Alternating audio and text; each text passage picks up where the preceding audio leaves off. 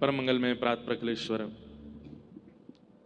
अकारण करुणावरुणालय भक्तवांछा कल्पतरु तड़िद्वत विनिंदित पीताम्बरधारी श्री बालकृष्ण लाल की वांगमयी शब्दमयी वाणीमयी प्रतिमूर्ति हम आप सबके मध्य में विराजमान श्रीमद् भागवत महापुराण को बारंबार प्रणाम। श्रीमद् भागवत जी के पाठक के रूप में विराजमान समस्त विप्रवृंदों को बारंबार प्रणाम। मंच पर विराजमान ब्रजवासी जन, विप्रवृंद एवं समस्त गंधर्वजन और आप सभी श्रोता भाई बंधु भाग्य नगर निवासी सब वैष्णवों को जय श्री कृष्ण, जय सिया राम, जय सिया राम, जय श्रीमन नारायण, जय श्रीमन्नारायण, जय जय श्री राधे। जय जय श्री। ठाकुर जी की परम कृपा हम आप सब लोग श्रीमद् भागवत जी के मंगल रसस्वादन पान के लिए यहाँ एकत्रित हुए हैं। भगवान की ही कृपा से जिनका भगवत स्वरूप में प्राकट्य हुआ, ऐसे श्री खाटू श्याम भगवान, उन्हीं की ही अनुकंपा से ये कथा भाग्यनगर में हो रही है। अभी कुछ दिन पहले सीकर में कथा चल रही थी। सीकर के पास में रेवासा धाम, वहाँ कथा का जब क्रम चल रहा था तो हमारे यहाँ कथा के सब व्यवस्था प्रमुख जन पूज्य महाराज जी हमारे मंच पर विराज रहे हैं। आप ठाकुर जी की सेवा वहाँ खाटू श्याम जी में आपके द्वारा ही ठाकुर जी की सेवा, पूरे परिवार की सेवा होती है। आप भी थे, शीतल पांडे जी भी थे और भी कई वैष्णव सब यहाँ के वहाँ पहुँचे। अब हमको सबके नाम नहीं पता है, क्षमा करना। हाँ, पर सब लोग वहाँ आए थे तो हमारे मन में भाव था कि भाई कथा तो 2 महीना पहले तक खाटू श्याम जी में होनी थी, पर अचानक से भाग्यनगर हो रही है। तो श्रीमद् भागवत जी का पहला श्लोक हम खाटू श्याम जी में जाकर के बोल देंगे, बाकी की पूरी कथा भाग्यनगर में करेंगे। तो एक दिन समय निकाल करके गए और संभवतः उस दिन भी ऐसी ही बारिश हो रही थी जैसी आज यहाँ हो रही है। खूब वर्षा हो रही थी। खाटू श्याम जी के सन्मुख गए, वहां खड़े होकर के जो एक नियम की पूर्ति है कि स्थान यही था कथा का, तो प्रथम श्लोक वहां ठाकुर जी के सामने बोला, उसकी व्याख्या भी सुनाई ठाकुर जी को, और वहां से कथा प्रारंभ हो गई। कथा आज प्रारंभ नहीं हुई है, कथा तो कम से कम हो गए, कितने दिन हो गए होंगे, करीब 12-13 दिन हो गए कथा शुरू हुए। वहां शुरू हो चुकी है कथा, अब तो यहाँ आकर के आगे का क्रम हम आगे ले जा रहे हैं। तो ऐसी रूपरेखा के साथ में भाग्यनगर आए हैं। परमानंद की बात है, हमारे श्री वैष्णव परंपरा का अत्याद्भुत और श्री वैष्णवों का परम आराध्य स्वरूप यहां से थोड़ी ही दूरी है, थोड़ी तो नहीं है, खैर है तो लंबी दूरी पर मान लिया जाता है कि थोड़ी दूरी है। वेंकटेश भगवान भी यहीं विराज रहे हैं। एक प्रकार से दक्षिण जिसको कहते हैं ना, दक्षिण भारत, वो यहीं से प्रारंभ होता है। उत्पन्ना द्रविणेशाहम वृद्धिम कर्णाटके गताम क्वचित क्वचिन महाराष्ट्रे गुर्जरे जीर्णताम गतः। तानपुरा थोड़ा कम करो। भक्ति का जन्म होता है दक्षिण में, इसलिए यहां के लोगों को जब आप देखेंगे, वो भले ही यहां के गुंडा भी तिलक लगाते हैं। अब हमने असली गुंडा तो नहीं देखे हैं, पिक्चरों में ही देखे हैं। जो यहाँ के जो थोड़े दूसरे पक्ष के लोग हैं वो भी लुंगी पहनते हैं, धोती पहनते हैं, सिर पर तिलक लगाते हैं। कुछ करें चाहे नहीं करें, पर एक बार भस्म लगा के ही निकलेंगे घर से। माताओं को आप देखिए, भले ही वो भोजनशाला में घर में कुछ भी बनाती हों, पर सुबह अपने घर के बाहर रंगोली काढ़ेंगी, स्नान ध्यान करने के बाद सिर पे गजरा पहनेंगी। चाहे कितनी भी अत्याद्भुत आधुनिक व्यक्ति क्यों ना हो, विवाह में धोती ही पहनेगा, तिलक जरूर लगाएगा। इसका तात्पर्य क्या है? सूना माथा नहीं दिखता दक्षिण में, क्योंकि भक्ति का जन्म हुआ। भले ही लोगों का भोजन बिगड़ गया होगा, भले ही लोगों के व्यवहार बिगड़ गए होंगे, लेकिन कहीं ना कहीं आचरण अभी भी शुद्ध है यहां लोगों का। इसलिए हमारी भागवत जी में स्वयं भक्ति महारानी नारद जी से कहती है, मेरा जन्म दक्षिण में हुआ, दक्षिण भारत में हुआ, भक्ति का प्रादुर्भाव हुआ है। हम आपसे कोई अतिशयोक्ति में नहीं बोल रहे हैं इस बात को, यह वास्तविकता है कि भारत के किसी भी कोने में आप जाकर के अगर भक्ति की साधना को प्रकट करना चाहेंगे तो जितना ज्यादा समय लगेगा उसका 50% और कम कर दिया जाए, घटा दिया जाए, उतनी जल्दी भक्ति का प्रादुर्भाव यहां हो सकता है, क्योंकि यह जन्म स्थान है भक्ति का।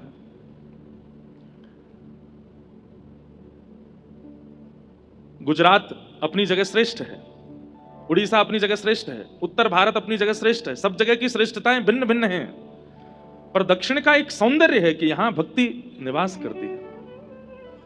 हमारे यहां तो लोग व्यवहार में भी भक्ति को छोड़ देते हैं, आचरण में भी नहीं लाते। तिलक स्वरूप भी तब धारण करते हैं जब कहीं मंदिर आदि जाना हो, वृंदावन जाना हो तो यहां छापा लगवा लेंगे बस। होली पर, दीपावली पर, रक्षाबंधन पर कई लोगों के घरों में तो फिक्स ड्रेस है कि वो तभी पहननी है जब घर में दीपावली होगी, वो तभी पहननी है जब रक्षाबंधन होगी, वो तभी पहनना है जब इंडियन फेस्टिवल्स आएंगे। आप कहेंगे महाराज जी आप भेष पर इतना ध्यान क्यों दे रहे हो? व्यक्ति का चित्त अच्छा होना चाहिए ना। हमारी एक बात सुनिएगा, अभी कुछ दिन पहले हम और हमारे पूज्य श्री राधा कृष्ण जी महाराज, पंडित धीरेन्द्र कृष्ण शास्त्री, हम तीनों बैठे थे, तो आपस में चर्चा कर रहे थे कि युवाओं को किस चीज पर ज्यादा प्रेरित करना चाहिए। तो एक विषय हमारे गोवत्स महाराज जी ने छेड़ा और इतनी सुंदर बात उन्होंने बताई कि आज का युवा सबसे पहले तो भेष बदलना शुरू करे। और कैसे शुरू करे? कि सप्ताह में केवल एक दिन ऐसा रखे, जैसे संडे छुट्टी है, जैसे सोमवार व्रत है, मंगलवार हनुमान जी का वार है, ऐसे ही सप्ताह में एक दिन ऐसा रखे कि उस दिन उसको भारतीय परिधान में ही रहना है, तिलक लगाना ही है, धोती पहननी ही है, कंठी धारण करनी ही है, बगलबंदी पहननी। ये एक साल में ये शुरू करे कि हर हफ्ते में एक दिन वो भारतीय वेश पहनेगा। तो हमने कहा इससे होगा क्या? बच्चे तो पूछने लगेंगे, आज के युवा पूछेंगे इससे क्या होगा। एक बार गुजरात में एक मंच पर नाट्य हो रहा था, नाटक हो रहा था, और उस नाट्य में भक्त नरसिंह मेहता जी का चरित्र दिखाया जा रहा था। और श्री नरसिंह मेहता जी का जो पात्र बना था, नरसिंह मेहता जी की तरह उसने वस्त्र वेश पहन रखे थे, हाथ में एक तारा लेकर के गा रहे हैं, ठाकुर जी को पुकार रहे हैं। जब नाट्य पूरा हुआ तो उसको इतनी जल्दी थी कि उसने पोशाक नहीं उतारी, वो सीधे बिना पोशाक उतारे ही घर भागा।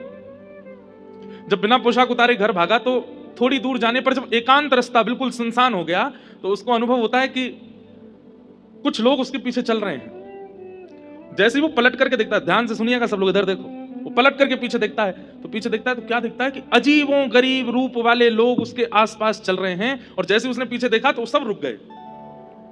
किसी की एक ही आंख है, किसी के 2-3 होठ हैं, किसी की 4-5 नाक हैं, किसी का सिर ही नहीं है। सबको देख करके वो घबरा गया। उसने कहा भैया आप लोग कौन हो? तो वे सब बोले हम अशद शक्तियां हैं, प्रेत समझ लो, भूत समझ लो, अशद शक्तियां हैं। बोले आप लोग मेरे पीछे क्यों चल रहे हैं? बोले तुम्हारे कुकर्मों के कारण हम तुम पर हावी होना चाहते हैं। तुमने अपने जीवन में इतने गलत गलत काम किए हैं, स्त्री व्यभिचार किया है, खान पान अशुद्ध किया है, लोगों के साथ छल किया है, कपट किया है, और तुम्हारा जीवन इतना ज्यादा व्यभिचार में निकला है कि हम तुम पर आक्रमण करना चाहते हैं। तो व्यक्ति बोला तो फिर आक्रमण कर क्यों नहीं रहे हो? तब वे सब बोले तुमने जो भेष पहना है ना नरसिंह मेहता का, इस भेष के कारण तुम बचे हो। हम बस प्रतीक्षा कर रहे हैं कि तुम ये भेष उतारो और हम तुम पे चढ़े, हम तुम पे आक्रमण करें। तुम जैसे ही घर जाकर के धोती उतारोगे, तिलक मिटाओगे, ये पटका उतारोगे और ये गले में जो माला पहन के घूम रहे हो, जैसे ही तुम छोड़ोगे इसको, तुम्हारे ऊपर एक साथ 25 प्रेत आक्रमण करेंगे। वो व्यक्ति बोला आज से मैं प्रण लेता हूं, जीवन भर ऐसे ही रहूंगा ताकि आप लोग मेरे ऊपर ना आओ। आपको हो सकता है कि सुनने में केवल बात लग रही हो। लोग बाग हमारे पास आते हैं, कोई बोलते हैं हमारे ऊपर उसने टोना कर दिया, उसने टोटका कर दिया, उसने हमको नजर लगा दी, उसने हमारे साथ गलत कर दिया, मेरे को नेगेटिव एनर्जीज बहुत ज्यादा परेशान कर रही हैं। आपको पता है हमसे हजारों लोग रोज मिलते हैं, हजारों लोग ईर्ष्या करते हैं, हजारों लोग नजर लगाते हैं, हजारों लोग नेगेटिव एनर्जीज के साथ मिलते हैं। क्यों? कोई फर्क नहीं पड़ता। हमें लगता है इसमें और कोई बात नहीं है, ये भेष की कृपा है, ये भेष की कृपा है कि हम इतने बच रहे हैं, ये तिलक की कृपा है कि हम इतने बच रहे हैं, ये शिखा की कृपा है कि इतने बच रहे हैं। आपके दक्षिण भारत में, और आपका दक्षिण भारत का है, कोई हमारा दक्षिण भारत, कोई अलग थोड़ा ही है। हमारे दक्षिण भारत में भेष कहीं ना कहीं आज भी बचा है। भले ही व्यवहार में और चित्त में भक्ति नहीं होगी, लेकिन उनके भेष में भक्ति है। भले ही वो असद वस्तु खा रहे हैं, लेकिन खाएंगे काय पे? केले के पत्ते पे। वो बात अलग है कि भाई देखो कलयुग अपना प्रभाव तो दिखाएगा ना, लेकिन किसी न किसी रूप में यहां के लोगों में, हमारे भारतीय भाई बंधुओं में भेष में भक्ति का दर्शन होता है। इसलिए हमारी आपसे प्रार्थना है, यहां भक्ति नृत्य करती है, भक्ति का जन्म स्थान है दक्षिण भारत।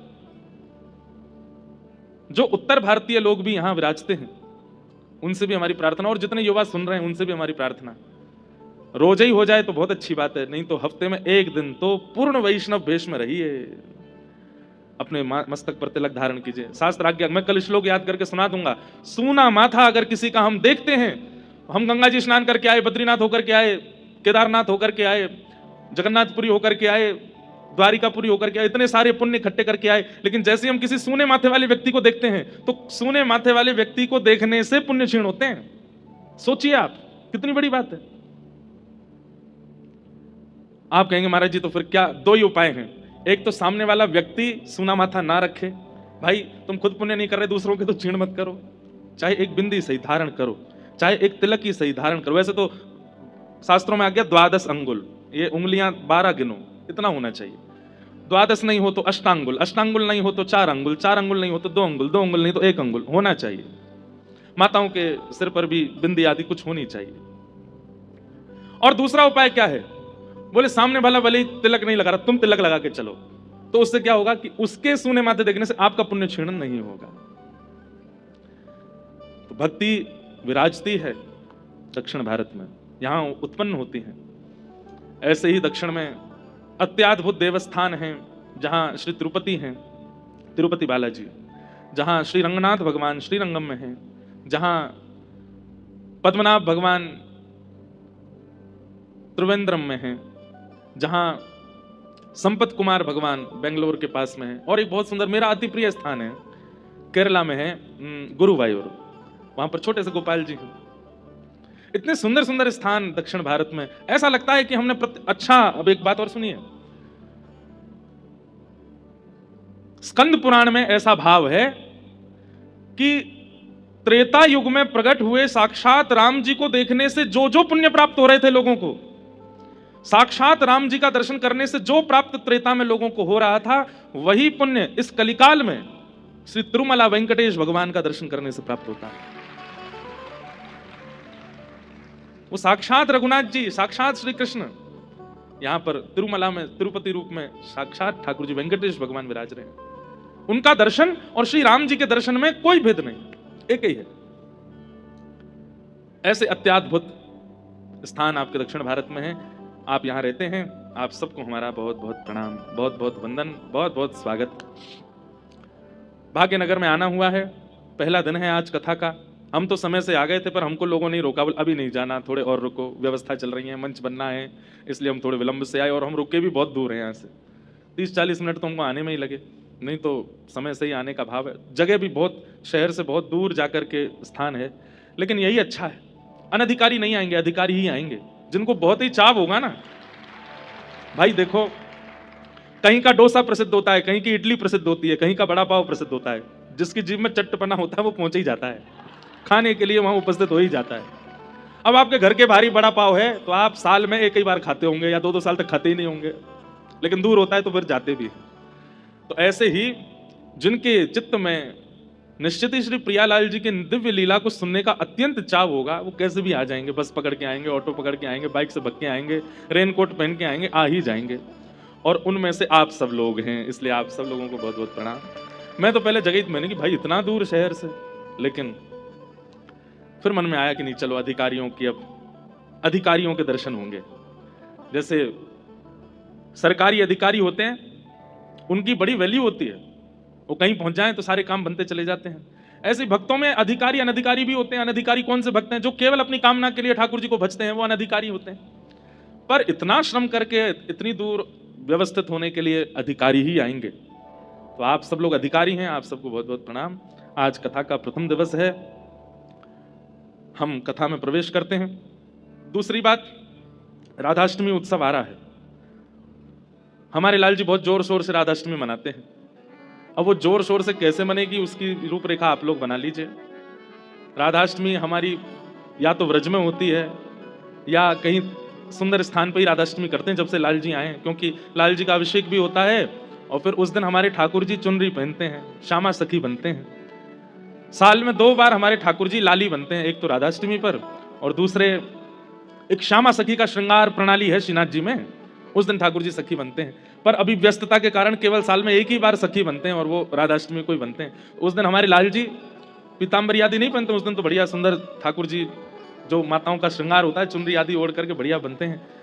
तो पहले अभिषेक होगा, फिर ठाकुर जी का श्रृंगार होगा, फिर ठाकुर जी उस दिन पालना विराजेंगे, और वैसे तो फिर दधी काना होता है। अब दधी काना यहाँ हो पाएगा तो करेंगे, नहीं हो पाएगा तो फिर जैसे हम करे बिना मानेंगे नहीं हम, वो तो होगा।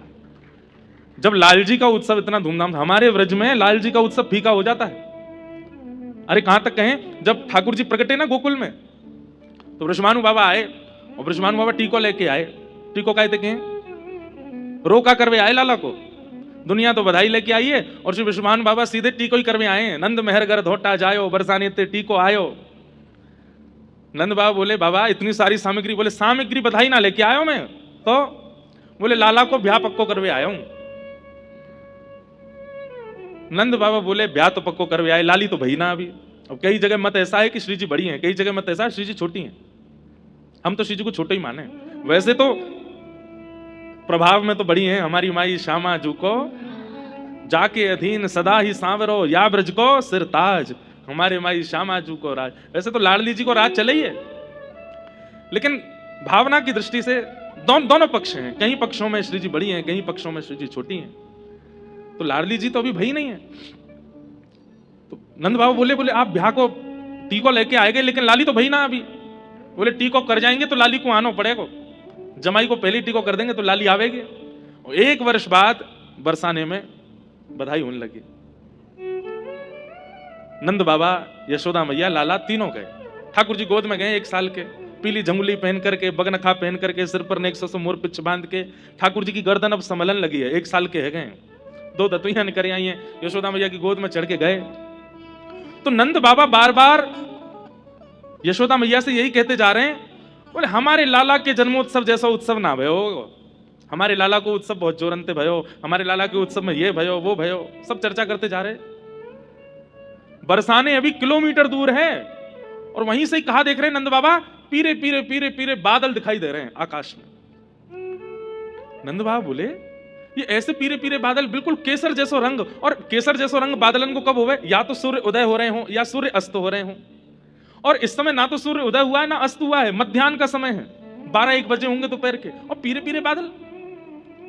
बोले ऐसा कैसे? तभी पता चली कि महाराज बरसाने में लाली के हैवे पर ऐसो दधी कानों की और दही हल्दी केसर मिलाए के ऐसी कीच मचाई है महाराज कि बादर भी केसरी है गए श्री जी के जन्मोत्सव पे। तब नंद बाबा ने दूर से ही समझ गए, बोले हमारे लाला को उत्सव तो फीको पड़ गो, लाडली जी को उत्सव तो अद्भुत है। तो एक प्रकार से हमारे लाल जी की जन्माष्टमी जैसी मनती है, उससे 21 होनी चाहिए राधाष्टमी, और वो जिम्मा अब आप भाग्यनगर वालों को मिला है। तो इसलिए राधाष्टमी पे कुछ चूक रहे नहीं जाए। भले ही चौथे दिन कृष्ण जन्म होगा कथा में, राधाष्टमी 30 की है, 31 की, 31 की, अभिषेक 31 को होएगा, और फिर पूरे दिन उत्सव मनेगो 31 तारीख, यानी कि 3rd लास्ट डे कथा का। कथा के अनुसार तो उस दिन गोवर्धन लीला होगी, लेकिन अब उसकी योजना आप लोग सब जो यहाँ के व्यवस्था प्रमुख सब लोग बैठ के बनाओ। हमारे लाल जी आनंदित है जाए कि भाई भाग्यनगर में राधाष्टमी में सुख है गयो, आनंद है गयो। तो ऐसी भावना है। आइए अब ज्यादा विलंब ना करते हुए, आज प्रथम दिन का कथा का है, कथा में प्रवेश करते हैं। कल से बिल्कुल समय से कथा अपने स्थान पर प्रारंभ होगी, आप सब लोग समय का ध्यान रखिएगा। बोलो वृंदावन बिहारी लाल की सच्चिदानंद रूपा। उद्देश्य यदि है तो भागवत सुनने का अधिकार पूर्ण होगा, प्राप्त होगा।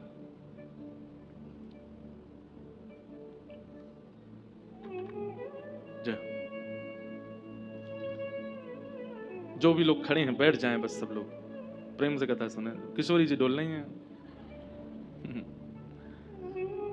उद्देश्य पवित्र होना चाहिए। एक बात हमारी बहुत ध्यान से सुनिएगा, जीवन में आप कोई भी पढ़ाई कर लीजिए, कोई भी जॉब कर लीजिए, कोई भी बिजनेस चालू कर दीजिए, चाहे भक्ति मार्ग में आ जाइए, सेवा मार्ग में आ जाइए, आपका उद्देश्य यदि पवित्र है तो आपकी पूरी क्रिया पवित्र हो जाएगी।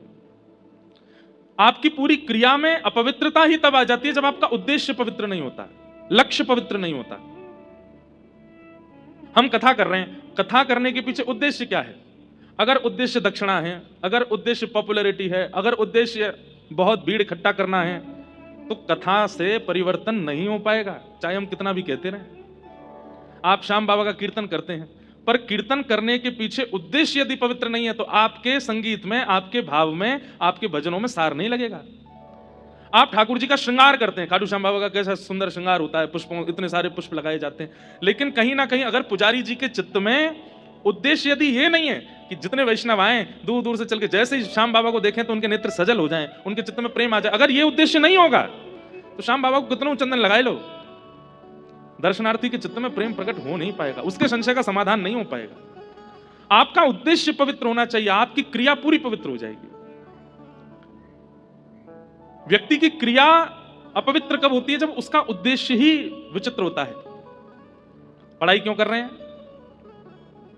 पैसा कमा करके उसको दिखाना है मुझे, उसने ऐसा कह कैसे दिया मुझसे, उसने मेरे सामने ऐसे, मेरे पिताजी को ऐसा बोल कैसे दिया, उसको करके दिखाना है। आप पा तो लेंगे उस स्थान को कि जहां आप उसको दिखा सको, लेकिन बहुत दिन तक टिक नहीं पाओगे। भगवान श्री कृष्ण पांडवों का संग केवल इसलिए करते हैं क्योंकि युद्ध के पीछे उनके चित्त में खून करना नहीं है, युद्ध के पीछे उनके चित्त में किसी का वंश उजाड़ना नहीं है, अपने अधिकार को प्राप्त करना, अपने पिता का जो राज्य था वह लेना, यह उद्देश्य है। और कौरवों का उद्देश्य क्या है? भले ही उनके पास भीष्म पितामह है, भले ही उनके पास द्रोणाचार्य है, भले ही उनके पास एक से एक अद्भुत योद्धा हैं, पर उद्देश्य खराब है। क्या? इन पांडवों को कैसे भी नष्ट करो, इनके यहां पर भृगु ऋषि को भेज दो, इनको लाक्षा भवन में जला करके नष्ट कर दो, इनको 14 वर्ष का वनवास करा दो और उसमें ऐसा कर दो, ऐसा कर दो। उद्देश्य पवित्र नहीं है, इसलिए ठाकुर जी ने कौरवों का संग नहीं किया।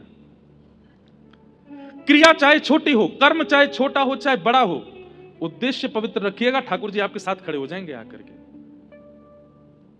कहीं ना कहीं हमारा उद्देश्य अपवित्र होता है। कथा के पीछे उद्देश्य, कई लोग कई बार कथा कराते हैं ना, उनके पीछे कई लोगों का उद्देश्य बहुत विचित्र होता है। हमारा नाम हो जाएगा कि हमने कथा कराई, हमारा नाम हो जाएगा हमने उनको बुलाया, हमारा नाम हो जाएगा कि ऐसी कथा कराई। अगर इस उद्देश्य से कथा कराते हैं ना, कथा का कोई रूप उनको प्राप्त नहीं होता। कई नेताजी लोग भी कथा कराते हैं, वो कब कराते हैं? जब वोट का समय आता है ना उनका, जब इलेक्शन का समय आएगा तब कथा कराएंगे। बीच बीच में महाराज जी हमारा नाम लेकर के बोल दिया करना, बहुत अच्छे हैं। कथा का उद्देश्य ही परिवर्तित। अब वो कथा भक्ति जागृत कैसे कर सकती है जिसको वोट मांगने के लिए कथा करानी है? अभी तो खैर हमें ऐसी कथा नहीं आती, अब पहले बहुत आती थी, तब करनी भी पड़ती थी मजबूर में, पर मैं जाते जाते बोले ही देता था कि उद्देश्य पवित्र नहीं है तो फिर कथा भी पूरी सुन लेंगे तो भक्ति जागृत नहीं होगी। कई लोग इसलिए कथा कराते थे कि हमारे घर में संतान नहीं है, संतान हो जाए। कई लोग इसलिए कथा कराते, बेटा का ब्याह नहीं हो रहा है इसलिए हो जाए, व्यापार चल जाए। उद्देश्य कहीं संसार रख लिया कथा के पीछे तो आप बहुत बड़े भाव से वंचित हो जाओगे। आज हम पहले ही आपको सावधान कर रहे हैं, उद्देश्य केवल ये रखिएगा, श्याम सुंदर सदा हमको प्यारे रहें, हम उन्हीं के रहें, वो हमारे। गाइए, श्याम सुंदर। ताली मत बजाओ, बस गाओ। हमको प्यारे रहे, हम उन्हीं के रहे, वो हमारे। कितनी अच्छी आवाज है आपकी, खुद को भी नहीं सुनाई दे रही होगी। ऐसे उद्देश्य होगा।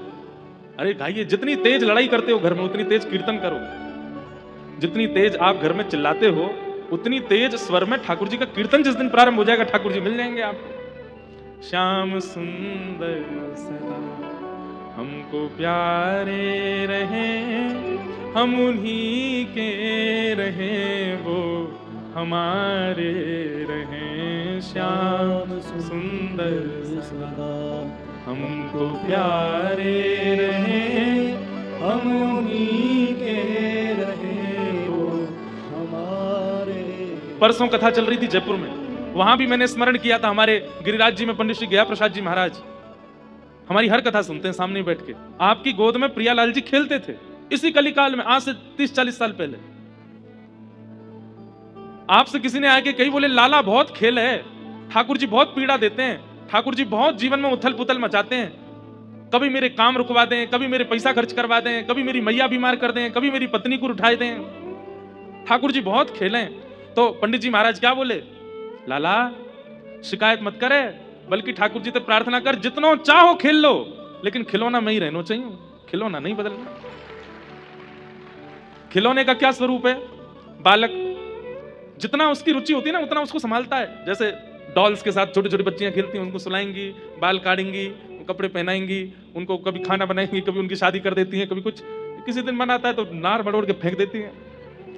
लेकिन वही फिर जब उसको बाद में लगता है कि आज गुस्से में मैंने, फिर वही जाती है, फिर नार लाके फिर लगा देती है।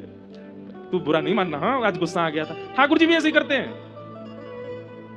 लेकिन मान लो कि आपने गुड्डे की नार मरोड़ दी और गुड्डा आपसे नाराज होकर के और आपको ही अपशब्द कहने लगा, दोबारा उस गुड्डे के पास नहीं जाओगे। हम लोग यही करते हैं। ठाकुर जी खेल क्या लेते हैं हमारे साथ में, हम शिकायतें शुरू कर देते हैं। पंडित श्री गया प्रसाद जी महाराज कहते, बोले जितना चाहो खेल लो हमारे साथ, पर एक ठाकुर जी वचन दे दो कि खिलौना मैं ही रहना चाहिए, खिलौना मत बदलना, चाहे जो कीजिए हमारे साथ, पर हमें बदलिएगा नहीं। इसलिए भैया उद्देश्य पवित्र रखो कि इस कथा के सप्ताह वे दिन जब ये कथा विश्राम हो, हर दिन आप ठाकुर जी के थोड़े समीप पहुंचो। आज जितने हैं, शाम को कथा विश्रांति तक आप ठाकुर जी के और समीप होने चाहिए, कल कथा प्रारंभ से विश्राम तक और समीप आ जाने चाहिए। अरे आपका उद्देश्य इतना पवित्र हो जाए कि 7वें दिन यहां कथा विश्राम हो, भले ही सब चले जाएं, लेकिन इस पंडाल में ही कहीं आपको श्याम सुंदर दिख जाए, बस ये हो जाए कि आ गए सन्मुख। भागवत की कथा से उद्देश्य की कामना पूर्ति करने वाले लोगों से हमारी प्रार्थना है, यहां वैभव मत मांगिए, यहां संपत्ति मत मांगिए, यहां यश मत मांगिए, यहां ऐश्वर्य मत मांगिए, केवल कृष्ण को मांगिए। श्रीमद् भागवत जी वो प्रदान करने के लिए बैठी है। मतलब वही बात हो गई कि आप साड़ी की दुकान पर गए और साड़ी वाले से बोल रहे, भैया कलाकंद खिला दो। कलाकंद है नहीं, वो मंगवाएगा, किसी को भेजेगा, भाई वो बाहर दुकान है मिठाई की वहां से ले आओ, भैया थम सब पिला दो, है नहीं मंगवाएगा, भैया दूध पिला दो, अरे भाई तुम साड़ी तो लो। ठीक वैसे ही भागवत जी की शरण में आकर के आप कहोगे कि हमारे जीवन के आर्तों को दूर कर दो, तो भागवत जी फिर बाहर ब्रह्मा जी इसके आर्त दूर करो। आप भागवत जी कथा में आकर के कहेंगे कि हमारे जीवन के ये कामना इनको पूर्ण करवा दो, तो फिर भागवत जी बाहर किन्हीं देवताओं को ढूंढेंगी, भाई इसकी कामना पूरी करो। लेकिन भागवत जी से आपने अगर कामना की कि आप केवल श्याम सुंदर को प्रदान कर दो, भागवत जी कहेंगे हमारी गोद में बैठे, ले तेरी गोद में बैठा दो, ये तो मेरे पास है, ये तो मेरी सामग्री है, भागवत जी की सामग्री है श्री कृष्ण, मांगिए प्रदान करेंगे। इसलिए उद्देश्य पवित्र रखिएगा। भगवान के 3 रूप हैं, सत्य, चैतन्य और आनंद। बहुत ध्यान से सुनिएगा। सबसे पहला ठाकुर जी का स्वरूप क्या है? सत्य। सत्य विश्वास होता है। हमें क्षमा कीजिएगा, हाँ बहुत कथा वथा इधर उधर भागते रहते, मौसम बदलता तो थोड़ा हो जाती है हमारे स्वास्थ्य। सत्य क्या है? विश्वास। ठाकुर जी के प्रति विश्वास रखिए कि यही सत्य हैं। सांचो एक राधा रमण, झूठो सब संसार, बाकी सब झूठे हैं, केवल यही सत्य हैं। कोई आपको संसार में कितना भी प्रेम प्रस्तुत कर रहा हो, हाँ नाटक रूप में आप भी उसको स्वीकार कर लो, वाह भैया अच्छा गुलदस्ता लाए हो, लाओ दे दो। देखो हमारी एक बात सुनना, हम दुनिया में जाते हैं तो दुनिया भर के लोग कोई फूल माला पहनाते हैं, कोई गुलदस्ता देते हैं, कोई पटका पहनाते हैं, कोई लिफाफा देते हैं, कोई कुछ करते हैं।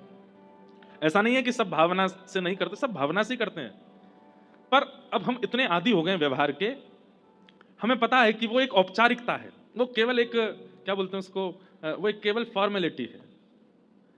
ऐसे ही फॉर्मेलिटी को, संसार के हर संबंध को फॉर्मेलिटी रूप में ही लेने लगो, ये फॉर्मेलिटी बस चल रही है, और उसमें बहुत अच्छे से अपनी प्रस्तुति करो। सामने वाला फॉर्मेलिटी कर रहा है, भले ही वो कितना भी प्रेम प्रस्तुत कर रहा हो, फिर भी आप उसको फॉर्मेलिटी ही समझो। खूब अच्छे से उसके द्वारा प्रस्तुत किए गए भाव को स्वीकार करो। अरे भैया, अरे तुम तो बहुत प्रेम करते हो हमारे, तुम ही हो हमारे, और कौन है, सब कुछ है। और जब ठाकुर जी के सामने जाओ तो हाथ जोड़ के कहो, नाथ ये सब व्यवहार कर रहे हैं, फॉर्मेलिटी कर रहे हैं, वास्तविकता तो आप देते हैं। सच्चे तो केवल आप हैं, बाकी सब तो केवल व्यवहार मात्र कर रहे हैं। मां कहती है मेरा बेटा आंखों का तारा, वही बेटा अगर जॉब छोड़ करके घर में बैठ जाए, मां मैंने रिजाइन दे दिया, क्यों? तू ही तो कहती थी कि तेरे बिना मन नहीं लगता, तू बहुत बाहर रहता, घर रहे। अब मां सुबह शाम आलू के परांठे बनाओ, घर ही रहूंगा मैं, कुछ नहीं करना। वैसे तो मां का वात्सल्य अति अद्भुत होता है, पर फिर भी 2-4 महीने बाद मां के मन में भी आएगा कुछ करा धरा तो कर, पूरे दिन मांगता रहता आलू का पराठा।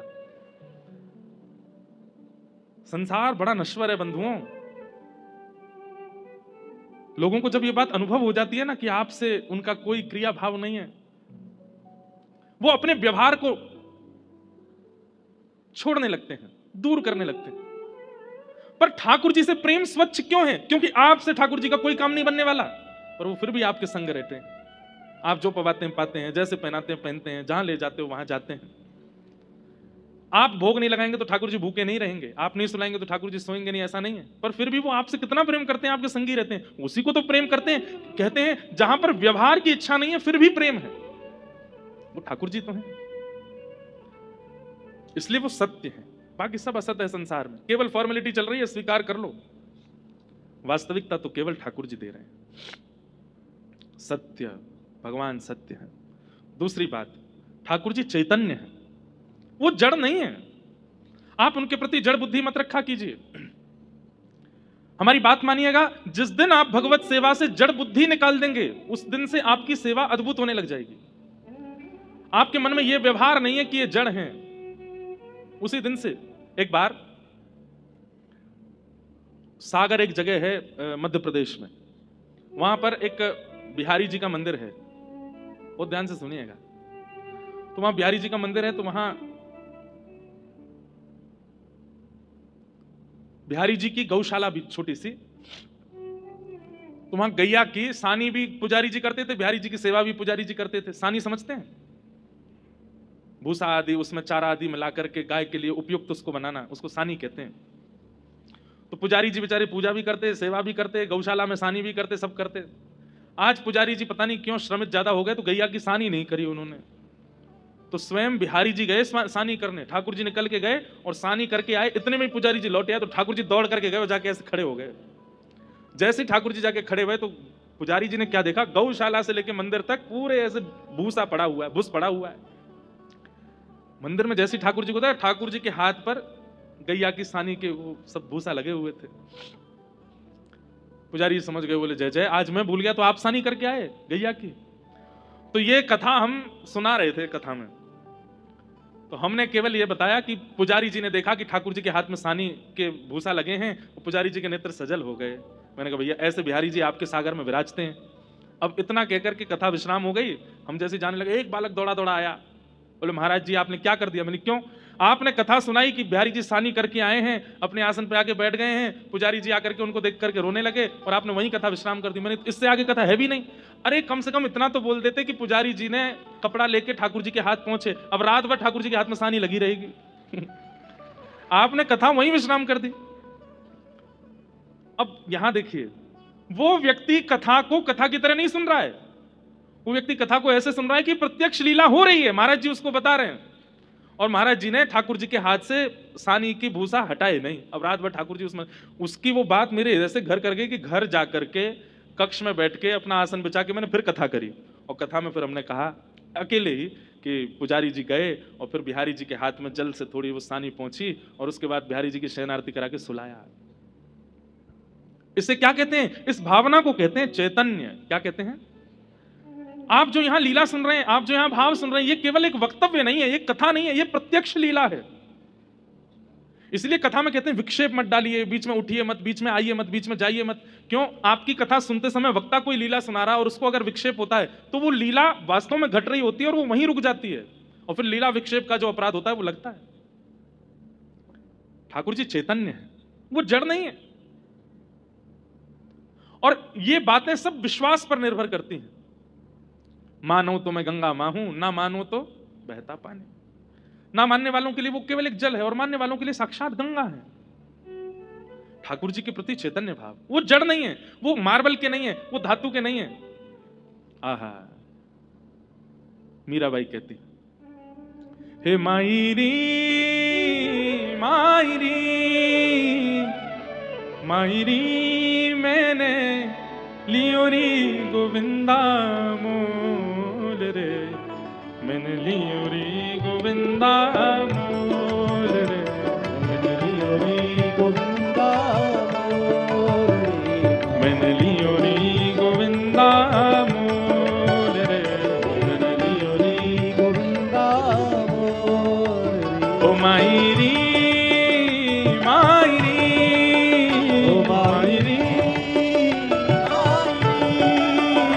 मायरी मैंने लियोरी गोविंदा मोल रे, मैंने लियोरी गोविंदा मोल रे, मैंने लियोरी गोविंदा मोल रे। कोई कहे कारो, कोई कहे गोरो, कोई कहे तेलुगु में गा रहे हैं क्या? आपको समझ नहीं आ रही है भाषा? तो भैया ये सब आप, और बल्कि यहाँ तो अधिकतर लोग मारवाड़ के हैं, आपको तो गाना चाहिए। मीराबाई सा का पद है।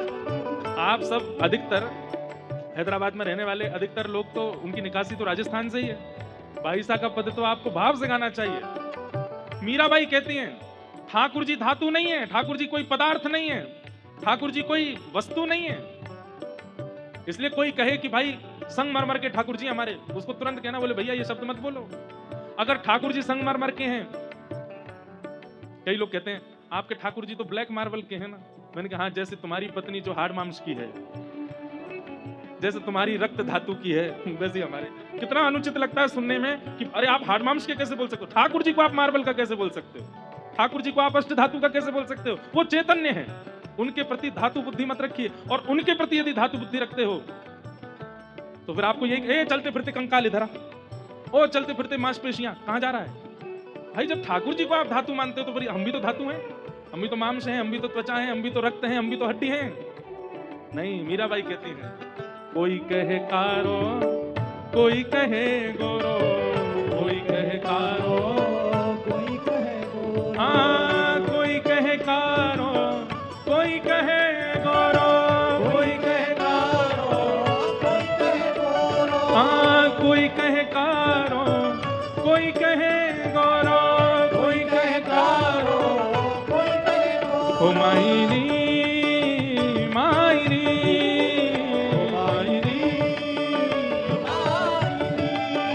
ओ मायनी मैंने लीनी आँखा खोल रे, मैंने लियो री गोविंदा मोल रे, मैंने लियो री गोविंदा ओ मैंने लियो री गोविंदा मोल रे, मैंने लियो री गोविंदा। बोलो भक्त वत्सल भगवान की, करताल बजा के गाओ।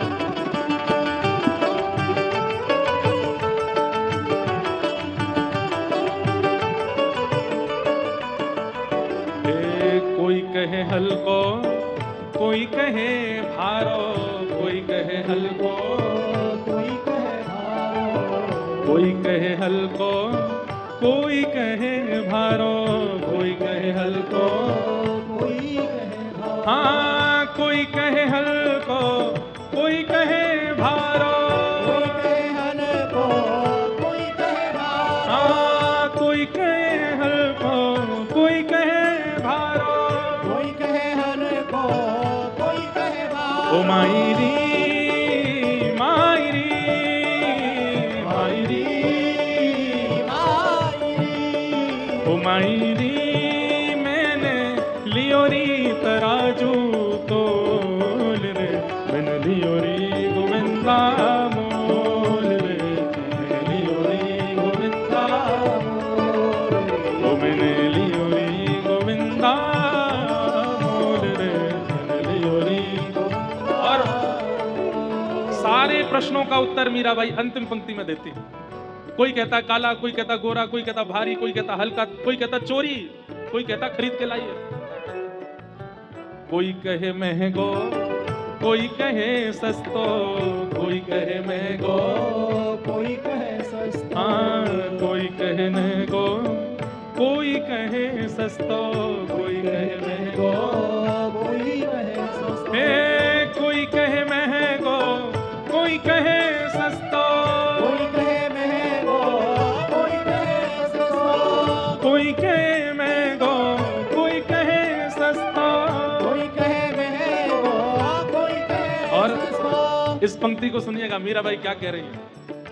ओ मायरी ये तो आवत प्रेम के मोल रे, ये तो आवत प्रेम के मोल, ओ मैंने लियो री गोविंदा मोल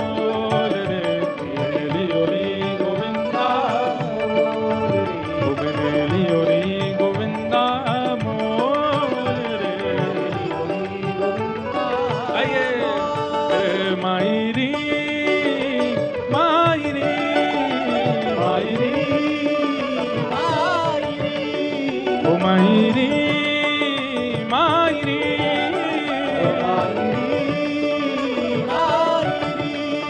ओ मायरी मैंने लियो रे गोविंदा मोल रे मैंने लियो रे गोविंदा मोल रे मैंने लियो रे गोविंदा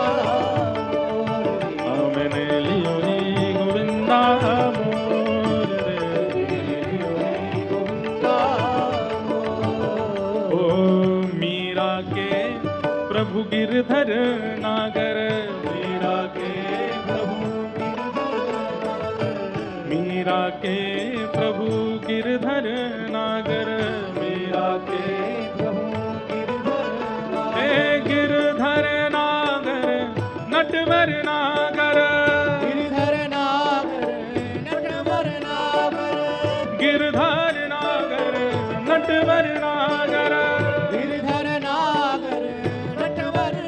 ओ मीरा के प्रभु गिरधर नागर ओ मायरी मायरी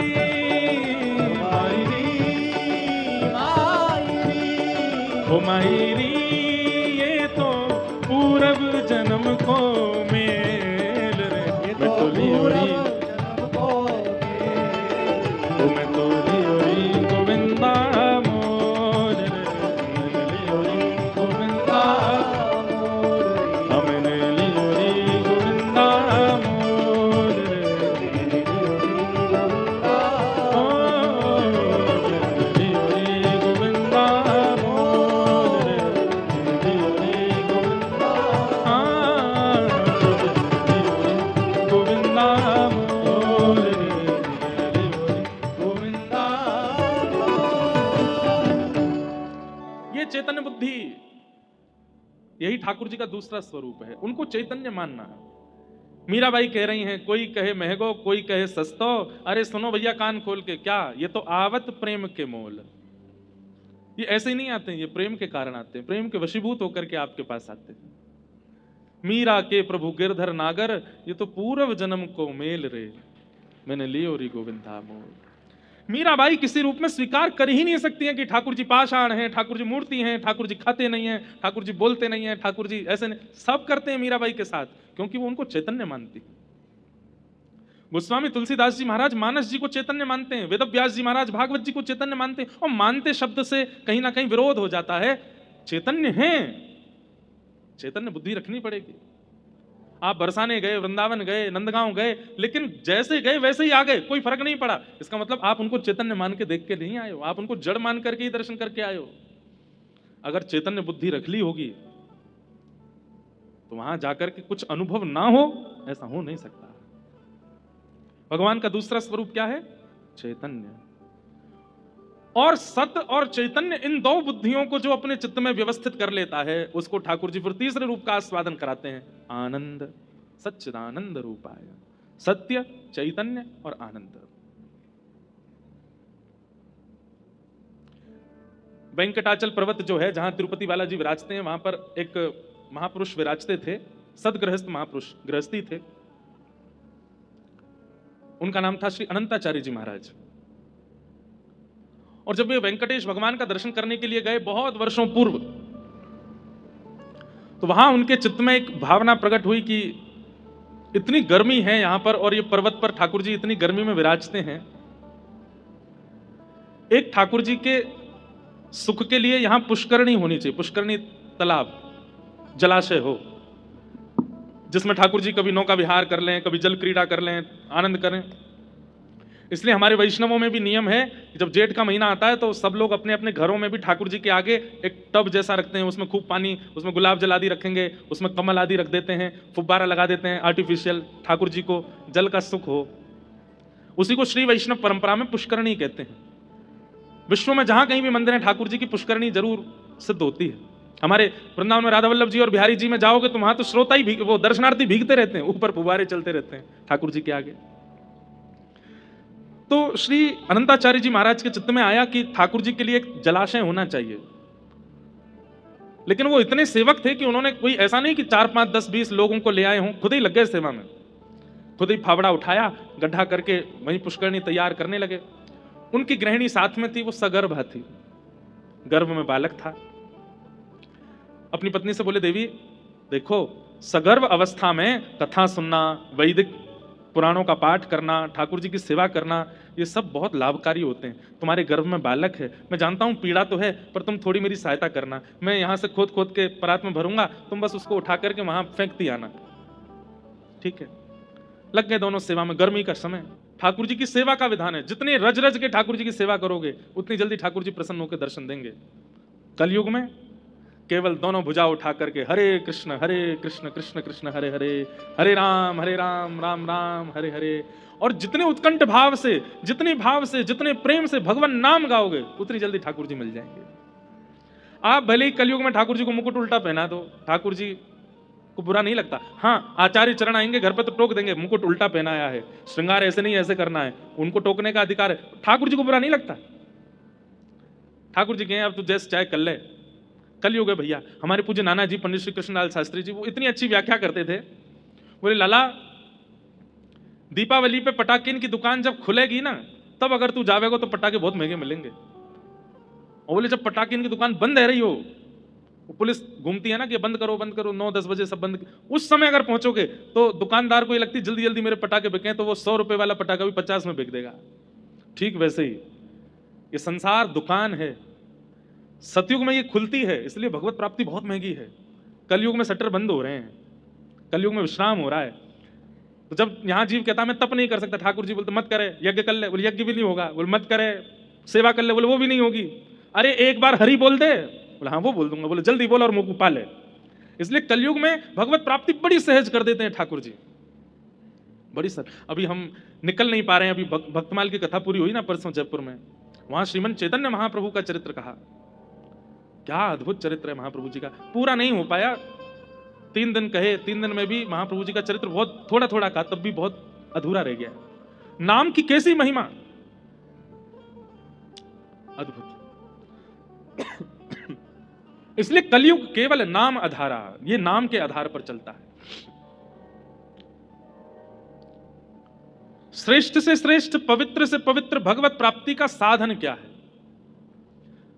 तब सूत जी महाराज कहते हैं, बोले वैसे तो नाम से भगवत प्राप्ति हो जाएगी।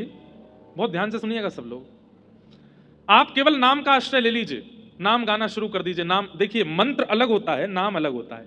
कई लोग जब मंत्र दीक्षा ले लेते हैं तो दीक्षा लेने के बाद बोलते हैं महाराज जी नाम क्या जपना है? नाम आप कोई भी जप सकते हो, श्री राधा जपो, श्री कृष्ण कृष्ण जपो, गोविंदा गोविंदा वेंकट रमना गोविंदा जपो। नाम आप कोई भी जप सकते हो, राम राम जपो।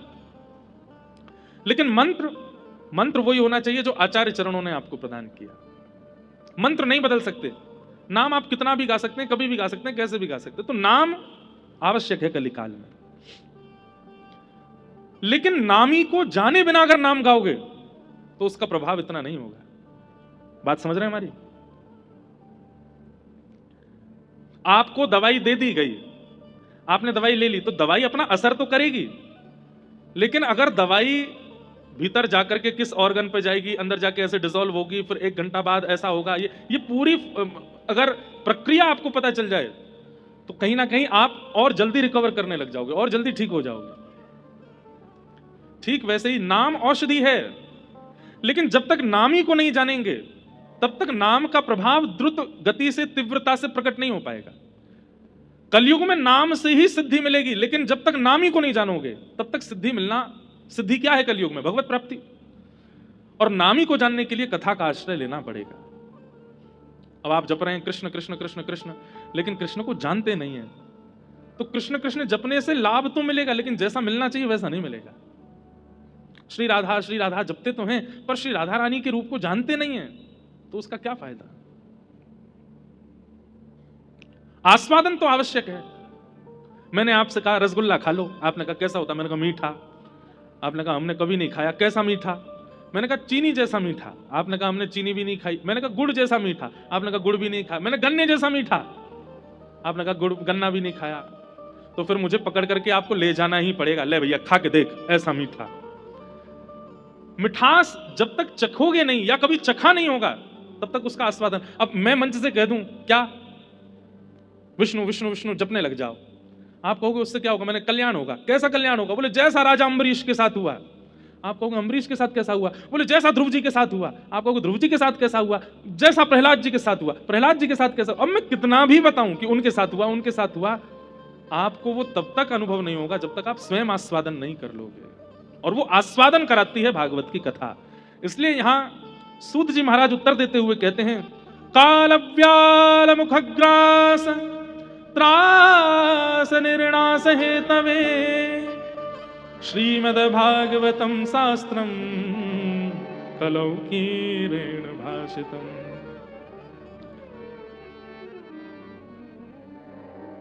काल रूपी व्याल के मुख में, व्याल कहते हैं सर्प को, हम आप सब लोग बैठे हैं, जब हंस अकेला उड़ जाएगा खाली पिंजरा पड़ा रह जाएगा। हम सबकी स्थिति कैसी है? हम सबके अंदर एक हंस बैठा है जिसका नाम है आत्मा। और ये शरीर क्या है? ये पिंजरा है। इस पिंजरे की शोभा तब तक है जब तक वो हंस अंदर बैठा है। पिंजरा तब तक अच्छा लगता है जब तक पंछी है। किसी दिन अगर पिंजरे का जरा सा भी गेट खुला रह गया, पंछी उड़ जाएगा, फिर पिंजरे की कोई वैल्यू नहीं। हम आप सब लोगों का जीवन ऐसा ही है। हमारी वैल्यू केवल तब तक है जब तक प्राण है। लेकिन ये प्राण कब चले जाएं कुछ नहीं पता। भगवान नहीं करे, हम आज की कथा सुना रहे हैं, पर कल की कथा सुना पाएंगे इसकी कोई हमारे पास में कोई गारंटी नहीं है। आप सुन पाओगे इसकी आपके पास कोई गारंटी नहीं है। प्राण कभी भी जा सकते हैं। काल व्याल मुखग्रास त्रास निर्णास हेतवे। ये काल रूपी सर्प के मुख में बैठे हम। कब तक जीवित हैं? जब तक काल का मुख खुला है। सर्प का मुंह खुला है तब तक चूहा जिंदा है। सर्प जैसे ही मुख बंद करेगा मृत्यु निश्चित है। इसलिए क्या करे? बोले जब तक काल का मुख खुला है प्रयास करे कि उतनी देर में कथा का आस्वादन कर ले। क्योंकि काल ने अगर मुख बंद कर लिया और आपने कथा का आस्वादन नहीं किया तो कहीं ना कहीं आप अपने कल्याण से भटक जाओगे। एक बात हमारी बहुत याद से सुनिएगा। मैं और आप इस संसार में भले ही कितने उद्देश्य लेके आए हों, धन कमाना है, ऐश्वर्य कमाना है, नाम कमाना है, प्रॉपर्टी बनानी, फैक्ट्री बनानी, जो भी है, पर मूल बात यह है कि हम इंसान बन के इसलिए आए कि दोबारा हमें आना ना पड़े इस पृथ्वी पर। अगर आप किसी अन्य जीव को देखते हो ना, आप छिपकली देखते हो, आप कॉकरोच देखते हो, आप गधा देखते हो, आप किसी अन्य जीव को देखते हो, आप ये बात जान सकते हो इसका पुनर्जन्म होगा।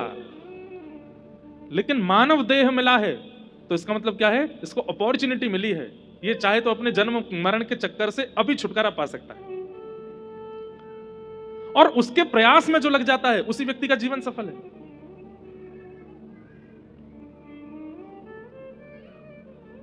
इसलिए भैया भागवत का आश्रय ले लो।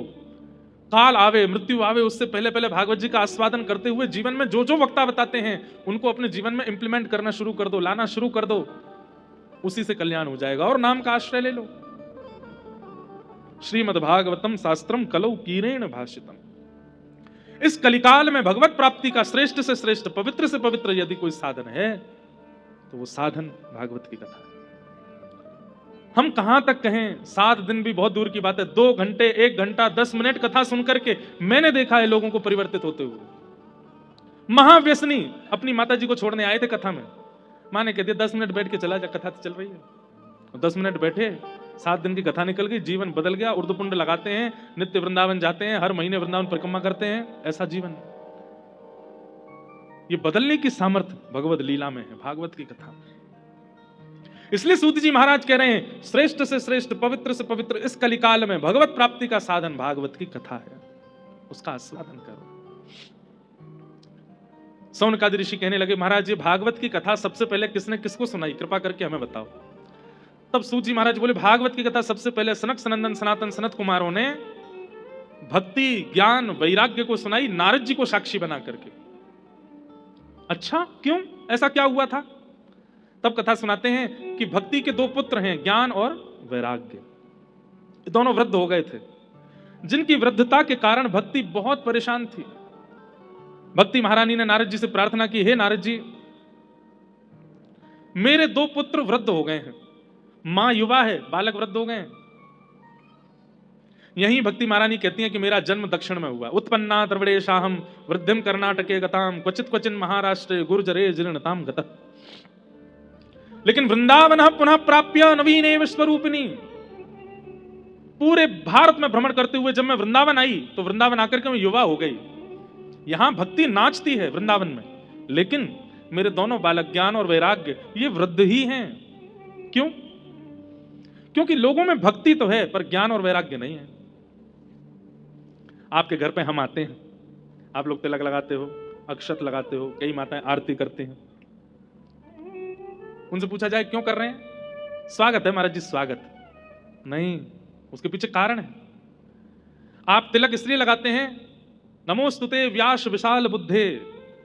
व्यक्ति श्रेष्ठ जब घर आता है तो उसके सिर पर तिलक इसलिए लगाया जाता है कि उनकी बुद्धि को हम प्रणाम कर रहे हैं, या हम अपना भाव प्रकट कर रहे हैं कि इनकी बुद्धि जो है वो सदमार्गीय रहे, इसलिए हम उसको तिलक लगाते हैं। अक्षत किस लिए लगाते हैं? बोले अक्षत लगाने से आयु बड़ी होती है, आयु लंबी होती है, इसलिए हम अक्षत लगाते हैं। और द्वार पर आया हुआ अतिथि भगवान के समान है, इसलिए उसकी आरती उतारते हैं। लेकिन हम लोग क्या जानते हैं? स्वागत है, ये तो भक्ति तो है, ज्ञान नहीं।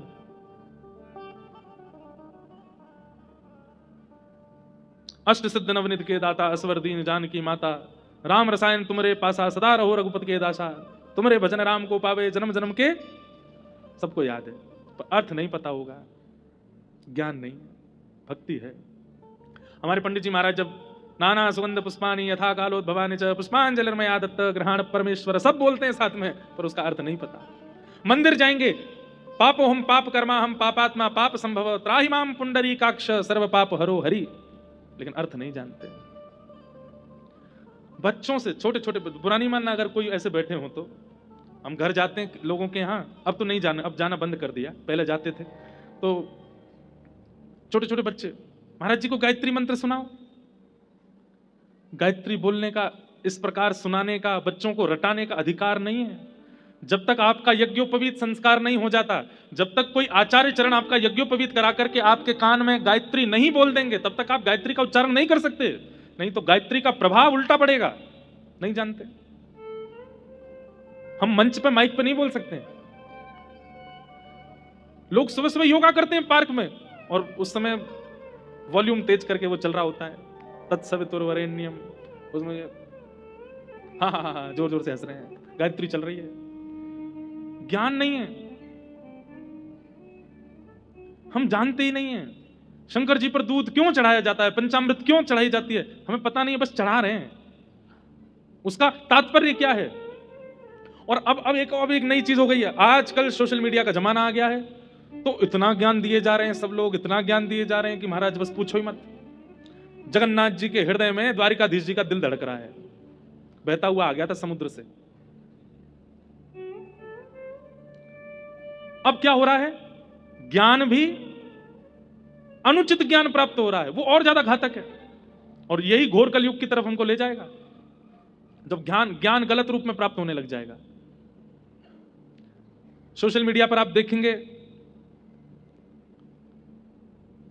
बड़े बड़े मोटिवेशनल स्पीकर्स, उनके करोड़ों में फैन फॉलोइंग है। हमारे शंकराचार्य भगवान के हजार लाख, जो मूल ज्ञान दे रहे हैं उनको कोई फॉलो नहीं कर रहा है, जो आचार्य चरण हैं उनकी है। तो हम लोगों में भक्ति तो है पर ज्ञान नहीं। आप कहेंगे महाराज जी ज्ञान की जरूरत क्या है? ठीक है, मतलब कोई माता जी हैं और उनके दो छोटे छोटे बच्चे हैं, अब माता जी को तो आप सहर्ष स्वागत करके पुष्प हमारा प्रवेश नहीं है, उन मां के तुम चरण भी धोगे ना तो भी वो प्रसन्न नहीं होंगे, क्योंकि उनके बालक बाहर खड़े हैं। भक्ति के पुत्र हैं ज्ञान और वैराग्य। ये नहीं कहते हैं कि ज्ञान की अतिशयुक्ति हो, वैराग्य की अतिशयुक्ति हो, पर इतना तो हो कि सब पता हो कि हम जो क्रिया करते हैं उसका भाव क्या है। ज्ञान, सद और असद की स्थिति को ज्ञान कहते हैं। सही क्या है, गलत क्या है, ये जान लेना ये भी ज्ञान नहीं है, ये जान करके इंप्लीमेंट करना ये ज्ञान है। हाथ में मांस लेकर के खाने वाला व्यक्ति वो नहीं जानता कि यह गलत है, उसको पता है, लेकिन वो फिर भी खाता है। हम सब जानते हैं कि क्या गलत है क्या सही है, पर फिर भी हम करते हैं क्योंकि वो इंप्लीमेंट नहीं हो पा रहा। इसीलिए भक्ति हमको लाभ नहीं देती। रामानुजाचार्य जी महाराज आचार्य चरण एक बार अष्टाक्षर मंत्र बोलते हैं और शंख चक्र गदा पद्मधारी ठाकुर जी प्रत्यक्ष प्रकट हो जाते हैं। यहां जीवन निकल गया अष्टाक्षर बोलते बोलते, आज तक ठाकुर जी का अनुभव नहीं हुआ। क्यों? क्योंकि ज्ञान और वैराग्य नहीं है। श्रीमद वल्लभाचार्य जी के पुत्र गोसाई श्री विठलनाथ जी महाराज जैसे श्रीनाथ जी के सन्मुख जाते हैं, श्रीनाथ जी उनकी गोद में बैठ जाते हैं। हम पूरे दिन सेवा करते रहते, ठाकुर जी ब्लिंक भी नहीं करते कभी। क्यों? ज्ञान और वैराग्य नहीं है, भक्ति तो है। इसलिए हमारी प्रार्थना है भक्ति के साथ उनके पुत्रों को भी जीवन में स्थान प्रदान कीजिए। स्वस्तिक सबको आता है बनाना, लेकिन उसका अर्थ कोई नहीं जानता। स्वस्तिक का कारण क्या है? स्वस्ति यानी कल्याण, क माने करने वाला। उसकी चारों दिशाएं और चारों भाग पर जो उसके स्वरूप बनते हैं, मुख बनते हैं, वो समान होने चाहिए। छोटा बड़ा नहीं बना सकते आप, वो समान हो। और चारों भावों में बिंदी लगा करके उसको बनाते हैं और फिर उनके छोड़ को आदि आदि छोड़ देते हैं। मतलब हमारा सर्वांगीण रूप से जो कल्याण करे उसको स्वस्तिक कहते हैं। नहीं जानते। तिलक के भी अपने अपने रूप होते हैं। हमने श्री वैष्णव तिलक लगाया, बीच में श्री हैं यानी कि लक्ष्मी, श्री हैं यानी कि श्री किशोरी जी। ये दो श्वेत हैं, दोनों तरफ ठाकुर जी के चरणारविंद और मध्य में नीचे आसन है। आसन पर श्री और ठाकुर जी के चरणारविंद विराजमान है। रामानंदी परंपरा में वहां पर उनका रूप अलग है, वल्लभकुल परंपरा में रूप अलग है। सब जगह के अपने अपने भाव। अब डिजाइनिंग होने लगी है, ये डिजाइन हो गई है। अब ये तिलक नहीं रह गए हैं, डिजाइन बना के चलेंगे सिर पे। भक्ति तो है पर ज्ञान नहीं है हमें। ज्ञान का मतलब बहुत नॉलेज होना नहीं होता। मैं हर कथा में कहता हूं, रावण को हमसे ज्यादा नॉलेज थी, बहुत नॉलेज थी उसको। ज्ञान का मतलब होता है विवेक होना। एक लीला सुनाए। हमारे श्री वैष्णव परंपरा में दक्षिण भारत में एक आचार्य चरण हुए श्री यामुनाचार्य जी महाराज। अभी रामानुजाचार्य जी का चरित्र भी था भक्तमाल जी में, तो अभी वही सुगंधी चल रही है ना बार बार, इसलिए बार बार वो स्मरण में आ रहे हैं। तो श्री यामुनाचार्य जी अपनी युवावस्था में एक राजा ने उनको शास्त्रार्थ के लिए बुलाया। बहुत ध्यान से सुनिएगा, ज्ञान कहते किसको है ये सुनिएगा। तो एक पंडित जी थे दक्षिण भारत में, उनका नाम था कोलाहल। क्या नाम था? तो कोलाहल पंडित जी क्या करते थे, इतने ज्ञानी थे, इतने ज्ञानी थे, वो सबको हराते घूमते थे। उनके सामने कोई मिल जाता, इधर आओ मुझसे शास्त्रार्थ करो। और सामने वाला जब हार जाता था तो उससे कहते, अब एक पत्र पे लिखो मैं कोलाहल पंडित जी से हार गया, आज के बाद ये मुझे जब भी मिलेंगे मैं इनको दंडवत प्रणाम करूंगा, कुछ दक्षिणा दूंगा। सब ब्राह्मणों से यही करवाते। तो एक राजा थे दक्षिण भारत में, चोल देश के राजा थे संभवतः, उनका नाम था पांडे। उनको इसमें बड़ा आनंद आता था कि एक हारे और एक जीते। वो ऐसी सभाएं करते रहते थे शास्त्रार्थ की। तो उन्होंने कोलाहल पंडित जी को परमानेंट रख लिया अपने राज्य में। बोले मैं ढूंढ ढूंढ करके विद्वानों को लाऊंगा, आप सबको हराते जाओ और मेरे देश का नाम रोशन करते जाओ। कोलाहल पंडित जी सबको हराते थे। तभी किसी ने नाम प्रस्ताव किया, बोले कि यामुनाचार्य जी हैं, उनको बुलाओ। तो यामुनाचार्य जी के लिए पालकी भेजी गई। पालकी में बैठ करके यामुनाचार्य जी आए, सामने कोलाहल पंडित जी बैठे, इधर यामुनाचार्य जी बैठे। तो बहुत ज्यादा गुण होना भी अच्छा नहीं होता। एक बात हमारी लिख लीजिएगा, कहीं अगर जगह मिले तो आपको लिखने की, थोड़ा सा अपूर्ण रहना चाहिए। बहुत योग्य और बहुत पूर्णता नहीं होनी चाहिए जीवन में। घड़े में थोड़ा पानी कम होगा, बोतल में थोड़ा पानी कम होगा तो खोलने पर छलकेगा नहीं। ऐसे ही कई लोगों को लगता है कि हम सर्वांगीण रूप से ऑलराउंडर बन जाएं, ये भी कर लें, वो भी कर लें, ये भी आ जाए, वो भी आ जाए, ये भी आ जाए और परिपूर्ण आ जाए। नहीं, थोड़ा अपूर्ण रहने दीजिए अपने आप को। थोड़ा ज्ञान में भी अपूर्ण रहो, थोड़ा भक्ति में भी अपूर्ण रहो, थोड़ा वैराग्य में भी अपूर्ण रहो, थोड़ा खाने पीने में भी पेट को अपूर्ण रखो। अपूर्णता आवश्यक है, क्योंकि जो पूर्ण होता है ना उसका छलकने लग जाता है। तो कोलाहल पंडित जी पूर्ण थे, यामुनाचार्य जी शांत बैठे थे। तो कोलाहल पंडित जी, देखना तुम जो कहोगे उसी पर मैं तुमको हरा दूंगा और ये करूंगा वो करूंगा। राजा ने कहा आज किस विषय पर शास्त्रार्थ होगा? तो कोलाहल पंडित जी बोले, ये यामुनाचार्य जी का शांत सा मुखड़ा देख करके मुझे लगता है बड़े बड़े विषय पर तो ये हार जाएंगे मुझसे, इनकी आवाज ही नहीं निकल रही है। तो एक बड़ा सामान्य सा विषय रखते हैं। बोले क्या? ये जो कुछ भी कहेंगे मैं उसका खंडन करूंगा।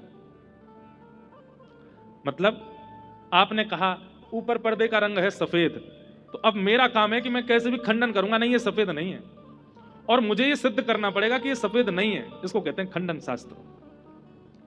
तो कोलाहल पंडित जी बोले, इनके शांत मुद्रा देख करके लगता है बहुत बड़ा शास्त्रार्थ ये कर नहीं पाएंगे मुझसे, तो ये जो कुछ भी कहेंगे उसका मैं खंडन करूंगा।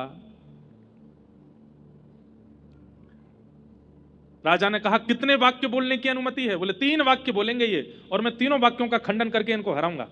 यामुनाचार्य जी शांत बैठ करके सुन रहे थे, मंद मंद मुस्कुरा रहे थे। राजा ने कहा शुरू किया जाए। तो यामुनाचार्य जी सबसे पहला शब्द बोले, ये कोलाहल पंडित जी जो हैं, इनकी माता जी जो हैं वो काकबंध्या हैं। काकबंध्या बोलते हैं जिनके एक ही संतान होती है, जिनके 2 संतान नहीं होती, दूसरी नहीं हुई, तीसरी नहीं हुई, एक ही है, उनको काकबंध्या। और कोलाहल जी अकेले ही थे ना, उनकी कोई बहन थी ना कोई भाई था। यामुनाचार्य जी बोले इनकी माता जी काकबंध्या हैं, करिए खंडन। अब कोलाहल बोले इसका खंडन कैसे करूं? मैं अकेला ही हूं, मेरे कोई भाई नहीं, बहन नहीं, खंडन वाला नहीं चलेगा, कोई और बात करते। वो समझ गया कि ये मुझे हरा देंगे। अब तो राजा बोला नहीं नहीं, अभी 2 वाक्य रह गए हैं, उनमें खंडन भी कर दोगे तो भी आपकी विजय मानी जाएगी।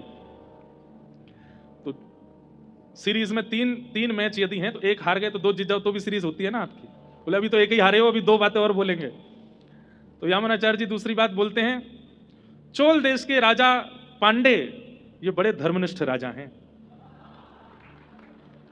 ये बड़ी नीति से चलते हैं, गुरु आज्ञा का पालन करते हैं, करिए इस बात का खंडन। अब वो पांडे राजा देखे, राजा को देखे, राजा तलवार पकड़े, करो खंडन। हाथ जोड़ करके बोला इस बात का भी कोई खंडन नहीं। बोला अब तीसरी बात सुनो, ये पांडे राजा की जो पत्नी है ना वो एकनिष्ठ पतिव्रता है, करो खंडन। राजा ने कह दिया तो तू अंतिम बात का भी खंडन करेगा तो भी मैं तुझे समान पुरस्कार दे दूंगा। यामुनाचार्य जी बोले पांडे राजा की पत्नी जो है वो पतिव्रता नारी है, करो खंडन।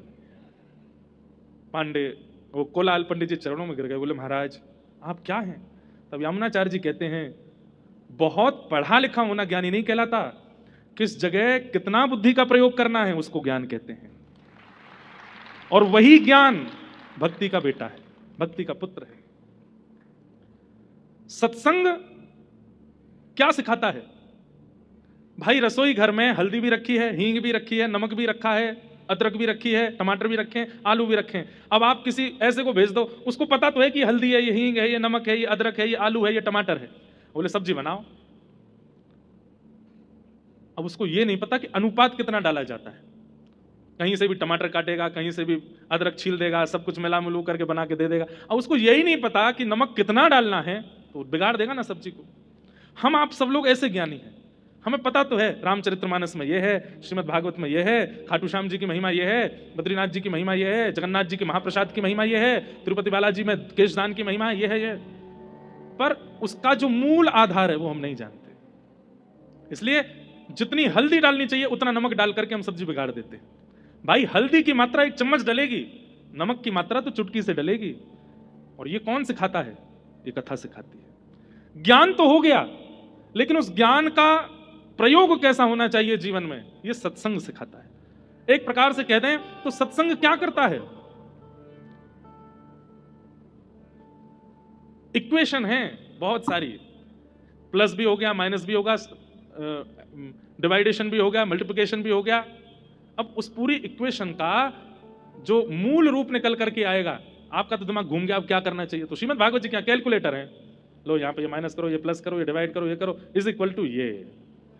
ऐसे ही आपके पास में जितना कुछ भी है उस सबको एक फॉर्म में ला करके व्यवस्थित करना, ये भागवत जी करते हैं। नहीं तो किसी में ज्ञान ज्यादा है, किसी में वैराग्य ज्यादा है, किसी में गुण की अधिकता ज्यादा है, किसी में रूप गर्विष्ठता है, किसी में अभिमान है, लेकिन सबको मिनिमाइज करके बिल्कुल एक सिमेट्री में करने का काम सत्संग करता है। इसलिए सत्संग बहुत आवश्यक है। ज्ञान कितना होना चाहिए? जितना सत्संग में प्राप्त हो, जितना आचार्य चरण बता देते हो उतना ज्ञान लीजिए, जिससे सब व्यवस्थित हो जाए।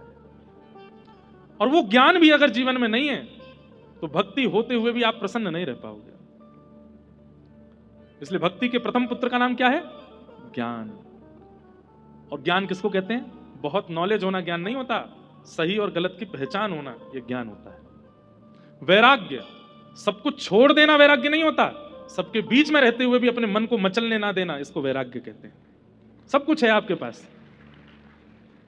पास में खाने के लिए बहु व्यंजन है, पहनने के लिए बहुत सामग्री है, भोग भोगने के लिए दुनिया भर की सामग्रियां हैं। आप पे इतना धन है, आप चाहें तो रात का डिनर दुबई करके आओ, सवेरे का ब्रेकफास्ट सिंगापुर में करो, मध्याह्न भोजन स्विट्जरलैंड में जाकर के करो, लेकिन इतनी योग्यताएं मिलने के बाद भी उसका उपभोग ना करके बहुत व्यवस्थित जीवन जीना, ये वैराग्य है।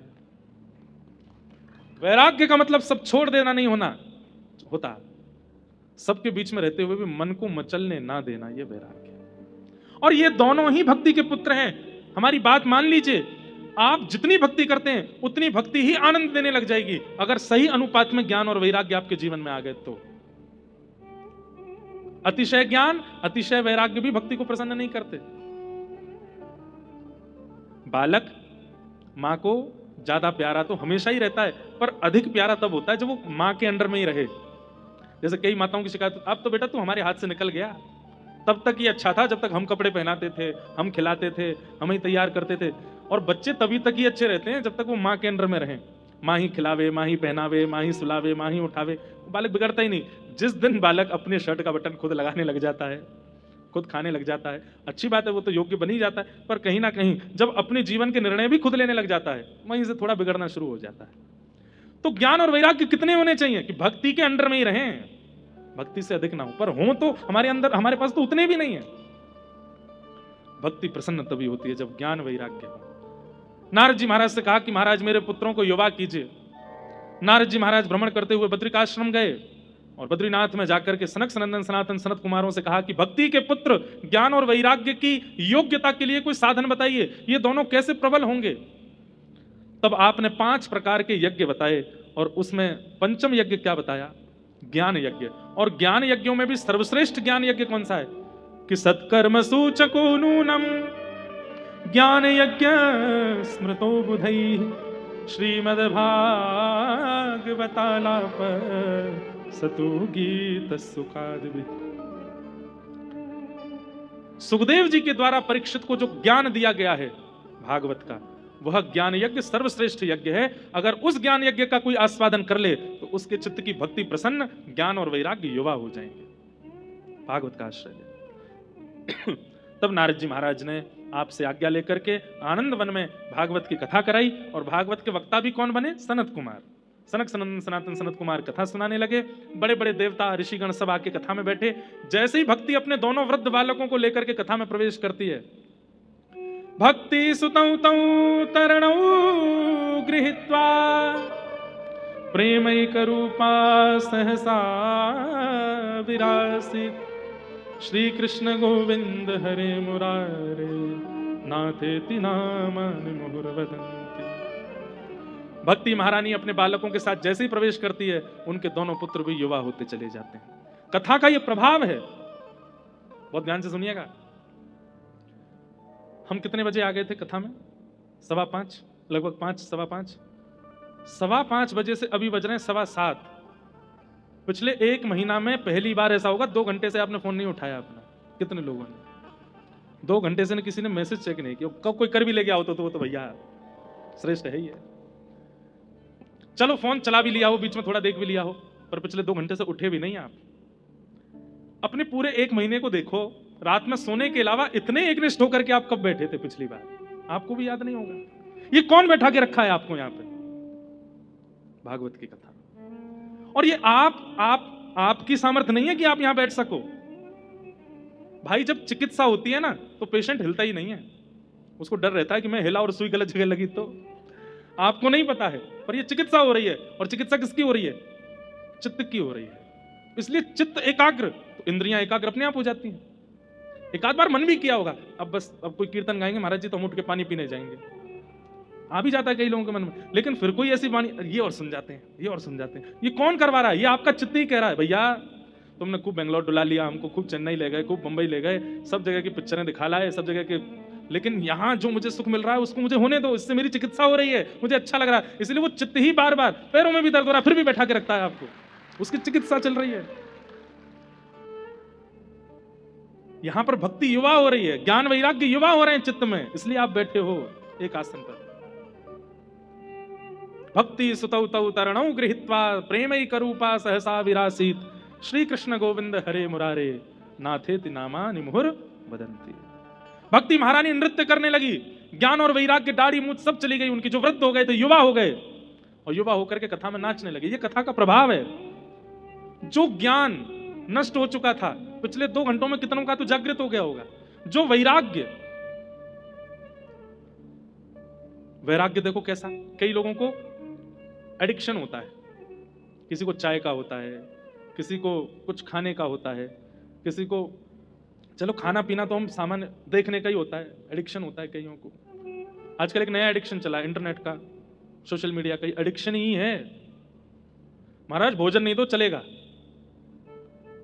एकादशी पर अन्न छोड़ना आजकल बड़ी बात नहीं है, फोन छुड़वा के दिखा दो एकादशी पर। गुरुजी द्वादशी कब लग रही है, जल्दी बताओ, अंगूठों में दर्द हो रहा है, दर्श बिन दूखन लागे नैन, आंखों में दर्द हो रहा है, स्क्रीन नहीं देखी है, फोन कह रहा है कि हैव यू लॉस्ट, तुम्हारी स्क्रीन टाइमिंग आज बिल्कुल नहीं हुई है। कितने आदी हो चुके हैं हम लोग। पर यहां बैठ करके आप देख रहे हैं, जो आप बाहर होते हैं, जो आप व्यवहार में होते हैं, वैसे आप अभी नहीं हो पिछले 2 घंटे से। ये कथा का प्रभाव है। भगवान अर्जुन, गीता में भगवान अर्जुन से कहते हैं, दुनिया में 2 कठिन सबसे काम है। सबसे पहला, बिना किसी की सहायता के स्वाध्याय करना, बिना किसी ट्यूशन के, ट्यूटर के, बहन के, भैया के पढ़ाए बिना खुद ही पढ़ना, खुद ही उसका अवलोकन करना, बहुत कठिन है। और दूसरा, बहुत देर तक शांत रह के किसी और को सुनना। ये 2 सबसे कठिन काम है, और ये दोनों मेरी कृपा के बिना नहीं हो सकते। आप लोग सुन रहे हैं, ये उन्हीं की कृपा है। यहां भक्ति ज्ञान वैराग्य की चिकित्सा हो रही है, इसलिए आप सुन रहे हैं, इसलिए आप बैठे हैं। इस प्रकार भक्ति महारानी ज्ञान वैराग्य के साथ आई और युवा होने लगी। मानो भक्ति महारानी कहने लगी हूं, हो व्रज के नंद लाला, राधा जी के सांवरिया, सब दुख दूर हुए जब तेरा नाम लिया। व्रज के नंद लाला, सब लोग गाइए, राधा जी के सांवरिया, सब दुख दूर हुए जब तेरा नाम लिया।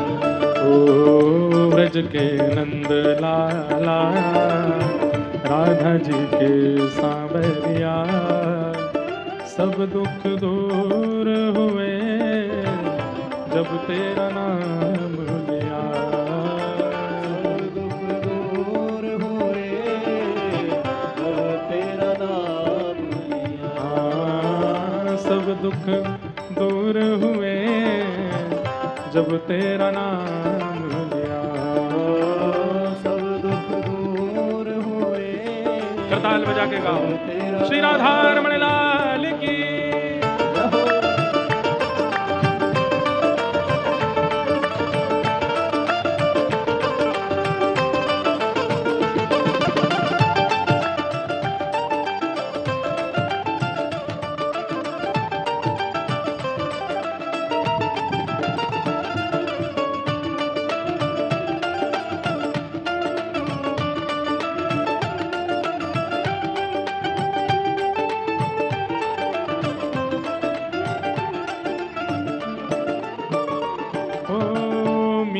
पुकारे तुम्हें गिरधर गोपाला, मीरा पुकारे तुम्हें गिरधर गोपाला।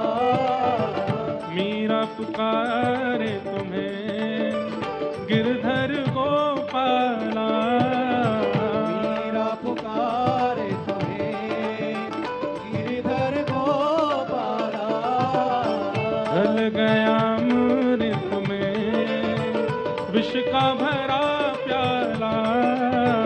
भर गया अमृत में विष का भरा प्याला। ओ विष का भरा प्याला, कौन डुबाए उसे जिस तूने राख लिया। सब दुख दूर हुए जब तेरा नाम लिया। सब दुख दूर हुए जब तेरा नाम लिया। ओ सब दुख दूर हुए जब तेरा नाम लिया।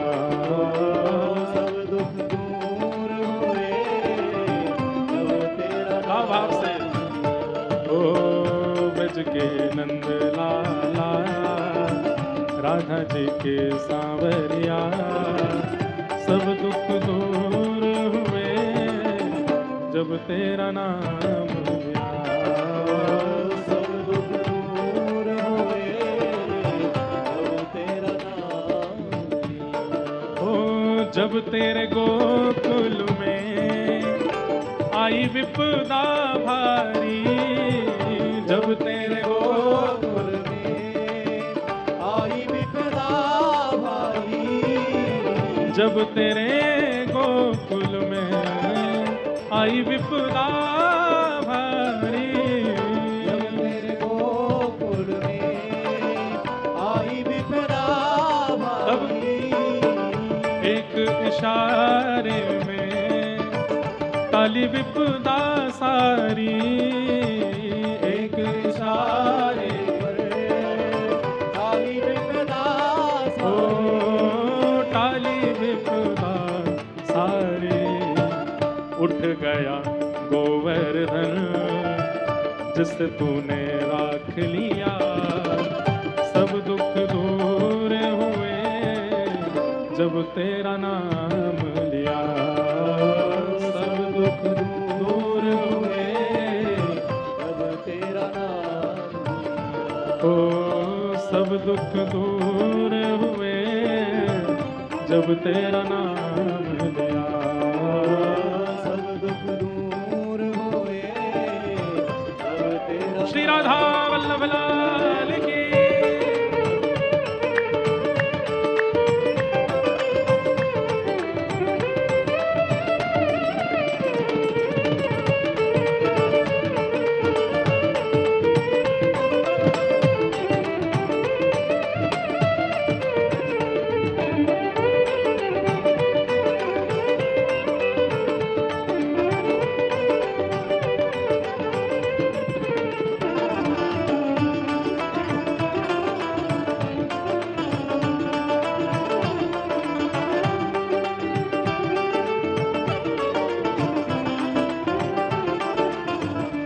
अंतिम बात, देख रहे हो तुम मेरे दुखड़े सारे, देख रहे हो तुम मेरे दुखड़े सारे, देख रहे हो तुम मेरे दुखड़े सारे, देख रहे हो तुम मेरे दुखड़े सारे।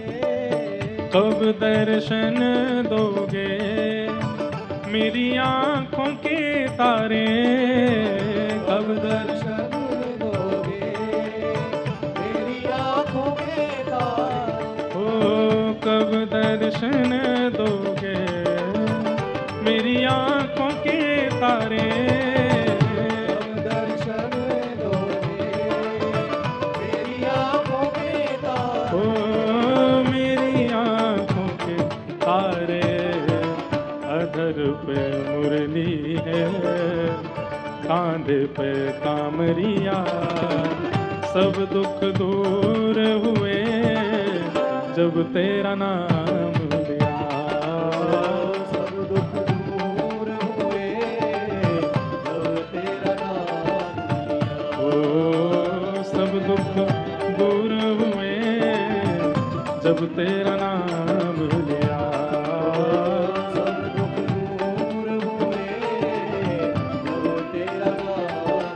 ओ ब्रज के नंद लाला, राधा जी के सांवरिया, सब दुख दूर हुए जब तेरा नाम लिया। सब दुख दूर हुए जब तेरा नाम। गोविंद मेरो है, गोपाल मेरो है, गोविंद मेरो है, गोपाल मेरो है। आइए ओ राधा रमण बिहारी नंदलाल मेरो, राधा रमण बिहारी, श्री राधा रमण बिहारी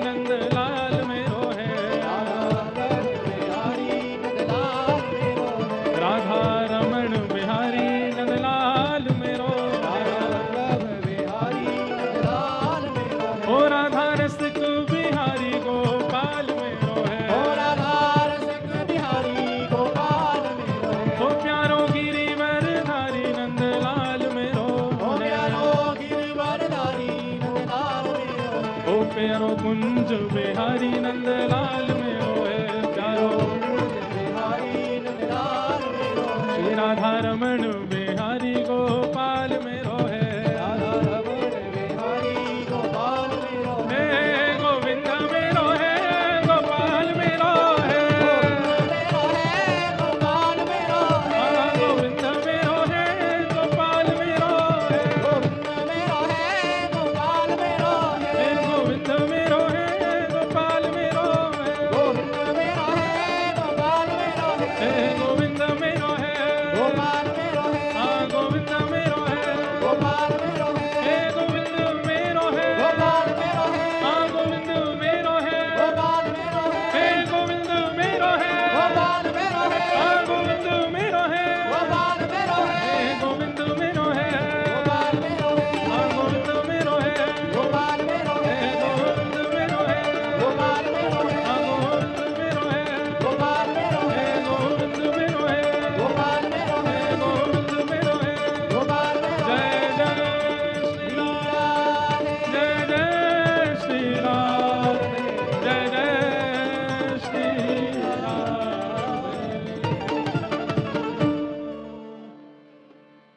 भक्ति सुतौ तौ तरणौ गृहीत्वा प्रेमैकरूपा सहसा विरासे, श्री कृष्ण गोविंद हरे मुरारे नाथे ते नामानि मुहुर्वदन्ति। भक्ति ज्ञान वैराग्य तीनों युवा हो गए। यही भागवत का महात्मा है। ये देख करके सब आश्चर्यचकित हो गए। यही सिद्ध करना चाह रहे थे कि भागवत से सबसे पहली क्रिया क्या होती है कि व्यक्ति के चित्त में जो भक्ति ज्ञान वैराग्य विराजमान है वे युवा होते हैं, वे पुष्ट होते हैं, वे श्रेष्ठ होते हैं। इस प्रकार ज्ञान वैराग्य का विकार दूध करके भक्ति महारानी प्रबल हुई। तत्पश्चात महात्मा का दूसरा भाव यहां से शुरू हुआ, जहां पर धुंधुकारी की कथा सुनाई गई। आत्मदेव नाम के ब्राह्मण थे, उनके कोई संतान नहीं थी, जिससे वो बड़े दुखी थे। हट करने लगे, जिद करने लगे। तब संत ने एक फल उनको दिया और कहा अपनी पत्नी को खिलाना, और 5 नियम बता रहा हूं, ये नियम 1 साल तक पत्नी करेगी तो गर्भ से एक सुंदर बालक जन्म लेगा। 5 नियम तो बहुत दूर की बात, पत्नी ने फल खाया भी नहीं, गैया को खिला दिया। स्वयं एक अपनी सहेली का पुत्र अपना मान करके घर पर रख लिया। गैया के सहजी 5 नियम पूरे हो गए थे और फल भी खाया था, तो गर्भ से एक दिव्य बालक जन्मा जिनका नाम था गोकर्ण। धीरे धीरे दोनों बालक बड़े हुए। धुंधुकारी महादुष्ट हुआ। माता पिता से विद्रोह करने वाले बालक, ध्यान से, यहां तो कोई बैठा नहीं होगा लेकिन जो सुन रहे हो, माता पिता से विद्रोह करने वाले बालक, उनको मृत्यु के पश्चात प्रेत बनना पड़ता है, उनको प्रेत योनि में जाना पड़ता है। और जीते जी बालकों से विद्वेष करने वाले माता पिता, वैसे तो होते नहीं है पर आजकल कलयुग है, कुछ कह नहीं सकते, उनको भी कहीं ना कहीं प्रेत बनना पड़ता है। बालक, उनका धर्म है कि माता पिता की सेवा और आज्ञा का पालन करे, और माता पिता का धर्म है कि बालक को श्रेष्ठ व्यक्ति, श्रेष्ठ ज्ञानी बनावे। अगर इन दोनों कार्यों से दोनों पक्ष छूटते हैं तो दोनों को ही भोगना पड़ता है। धुंधुकारी मृत्यु के बाद प्रेत बना, क्योंकि माता पिता का इतना अनहित किया था, वैश्यागमन आदि सब किया था, प्रेत बना। प्रेत बनने के कारण उसकी सदगति नहीं हुई, गया जी में श्राद्ध करने से भी वो मुक्त नहीं हुआ। तब आपके भाई गोकर्ण जी महाराज ने सूर्य नारायण से आज्ञा ली कि आप आज्ञा करें, मेरा भाई प्रेत योनि से कैसे मुक्त होगा। तब सूर्य नारायण भगवान ने आज्ञा करते हुए कहा भागवत जी की कथा कराओ। जो अत्यंत प्रेत योनि में पड़ा होगा, घनघोर प्रेत योनि में फंसा होगा, वो भी भागवत जी के पाठ निमित्त मात्र से, कथा निमित्त मात्र से मुक्त हो जाता है। सोचिए, जो हैं नहीं शरीर से, किसी प्रेत योनि में फंस गए हैं, उनको भागवत जी जब मुक्त कर देती तो हम तो जीवित हैं, हम तो जिंदा हैं, हमको मुक्त नहीं करेंगे? निश्चित मुक्त करेंगे।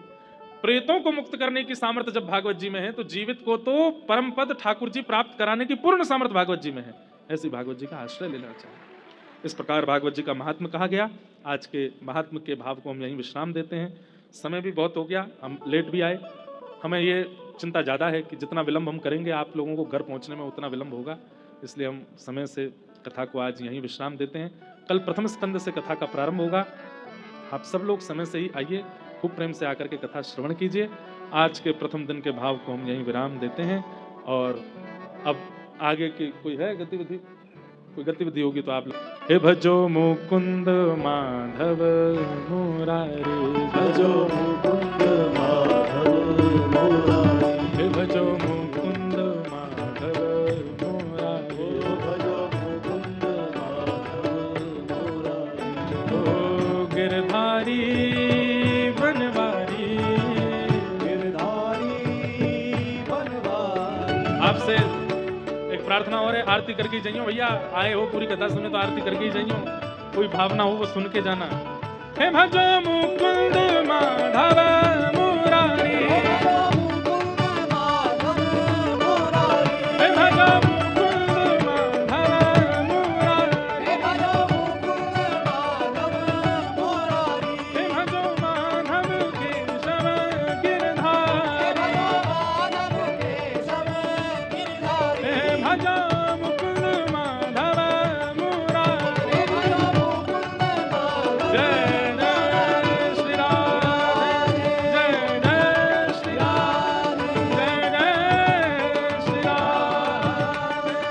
बोल वृंदावन बिहारी लाल की, श्री राधा रमण लाल की, श्री राधा वल्लभ लाल की, गिरिराज धरण की, श्री तिरुपति बालाजी भगवान की, वेंकटेश भगवान की, सब संतन की, आज के आनंद की, पूछरी के लौटा की, प्यारे क्या बात है वंशी वारे, शाबाश। बोलो वृषभानु दुलारी की जय। अब आप सब लोग जानकारी लें, फिर आरती करके प्रस्थान करें। बोले गुरुदेव भगवान की, श्री गिरधर लाल की, बोले खाटू नरेश की। सभी को बहुत बहुत जय सिया राम, श्रीमन नारायण। आप सब गुरुदेव को श्रवण कर रहे थे, एक बार आप सब जोरदार तालियों के साथ गुरुदेव का अभिनंदन करें कि गुरुदेव के श्रीमुख से हम आज ऐसी सुंदर कथा का श्रवण कर पाए। आरती की व्यवस्था जो हमारे बीच में करी गई है, लेकिन उसके साथ साथ गिरधर लाल जी की प्रसाद व्यवस्था भी है जो एकदम पीछे है, तो वो गिरधर लाल जी का प्रसाद के बिना कोई भी भक्त ना जाए। सूर्या एरिना में इसके जस्ट पीछे है। तो आइए एक कुछ मुख्य सूचना है। पूज्य महाराज जी के सानिध्य में कल कथा से पूर्व हमारे बहुत ही प्रिय श्री संजय पारिक भैया जयपुर से उपस्थित रहेंगे यहाँ पर, जो कथा से पहले श्याम बाबा की भजन संध्या है, यहाँ पर बाबा के कीर्तनों की भजन संध्या है, जिनके सानिध्य में ये पूरी कथा हो रही है। पूज्य गुरुदेव के सानिध्य में आदरणीय श्री श्याम सिंह जी चौहान खाटू धाम से, आदरणीय श्री प्रताप सिंह जी चौहान खाटू धाम से, उनके सानिध्य में पूरी कथा हो रही है आज। और आज हमारे बीच में उपस्थित है विशेष रूप से दीपक जी, जो बरसाने धाम से हमारे बीच में उपस्थित। आइए मैं चाहता हूँ कि जजमान जितने भी हैं हमारे कथा के, वो 11 जजमान आरती के लिए आ जाएँ।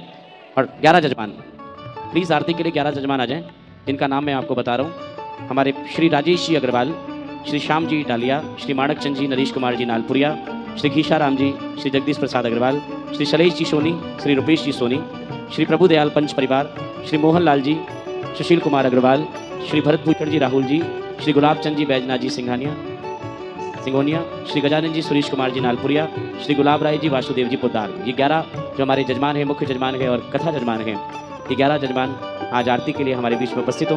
और हमारे बीच में खाटू श्याम जी से आरती खाटू, यहाँ पे 2 लोग होंगे बस, मंच पर 2 लोग।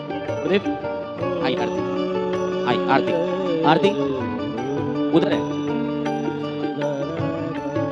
सभी आरती करें, नाम सबके बोल दें। श्री राजेश जी अग्रवाल, श्री श्याम जी डालिया, श्री राजेश जी अग्रवाल, श्री श्याम जी डालिया, श्री माणक चंद जी, नरेश कुमार जी नालपुरिया, श्री घीशाराम जी, श्री जगदीश प्रसाद जी अग्रवाल, श्री शैलेश जी सोनी, रुपेश जी सोनी, श्री प्रभु दयाल पंच परिवार, श्री मोहन लाल जी, सुशील कुमार जी अग्रवाल, श्री भरत भूषण जी राहुल जी, श्री गुलाब चंद जी बैजनाथ जी सिंघनोदिया, श्री गजानन जी सुरेश कुमार जी नालपुरिया, श्री गुलाब राय जी वासुदेव जी पोद्दार। मेरा निवेदन है जिन लोगों के नाम बोले गए वही मंच पर यहाँ पे विराजमान हो, जिन लोगों के नाम बोले।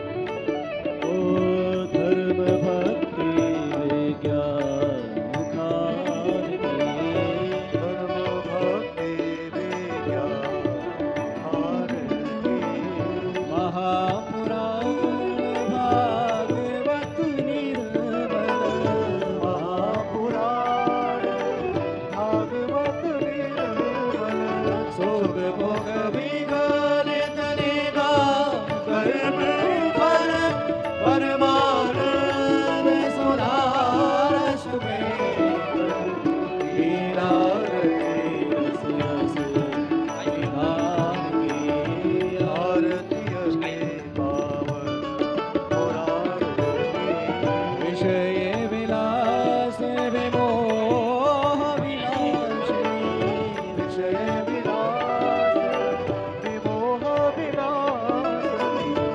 बल विराग विवेक विकासनी भगवत तत्व रहेश प्रकाश परम ज्योति परमात्मा ज्ञान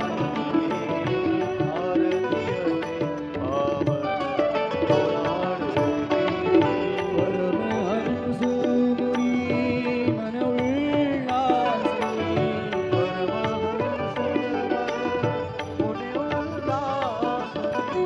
रस कहृदय रस रास विलासिनी मुक्ति मुक्ति रति प्रेम सुदासिनी कथा किंचन प्रिय सुजानकी धर्म भक्ति विज्ञान कारकी आरती हति आरती हति आरती हति पावन पुराण की ओम जगनेन यज्ञमे जन्त देवास्तानि धर्माणि प्रथमान्यासन्न ते हनकं महिमानः सचन्त यत्र पूर्वे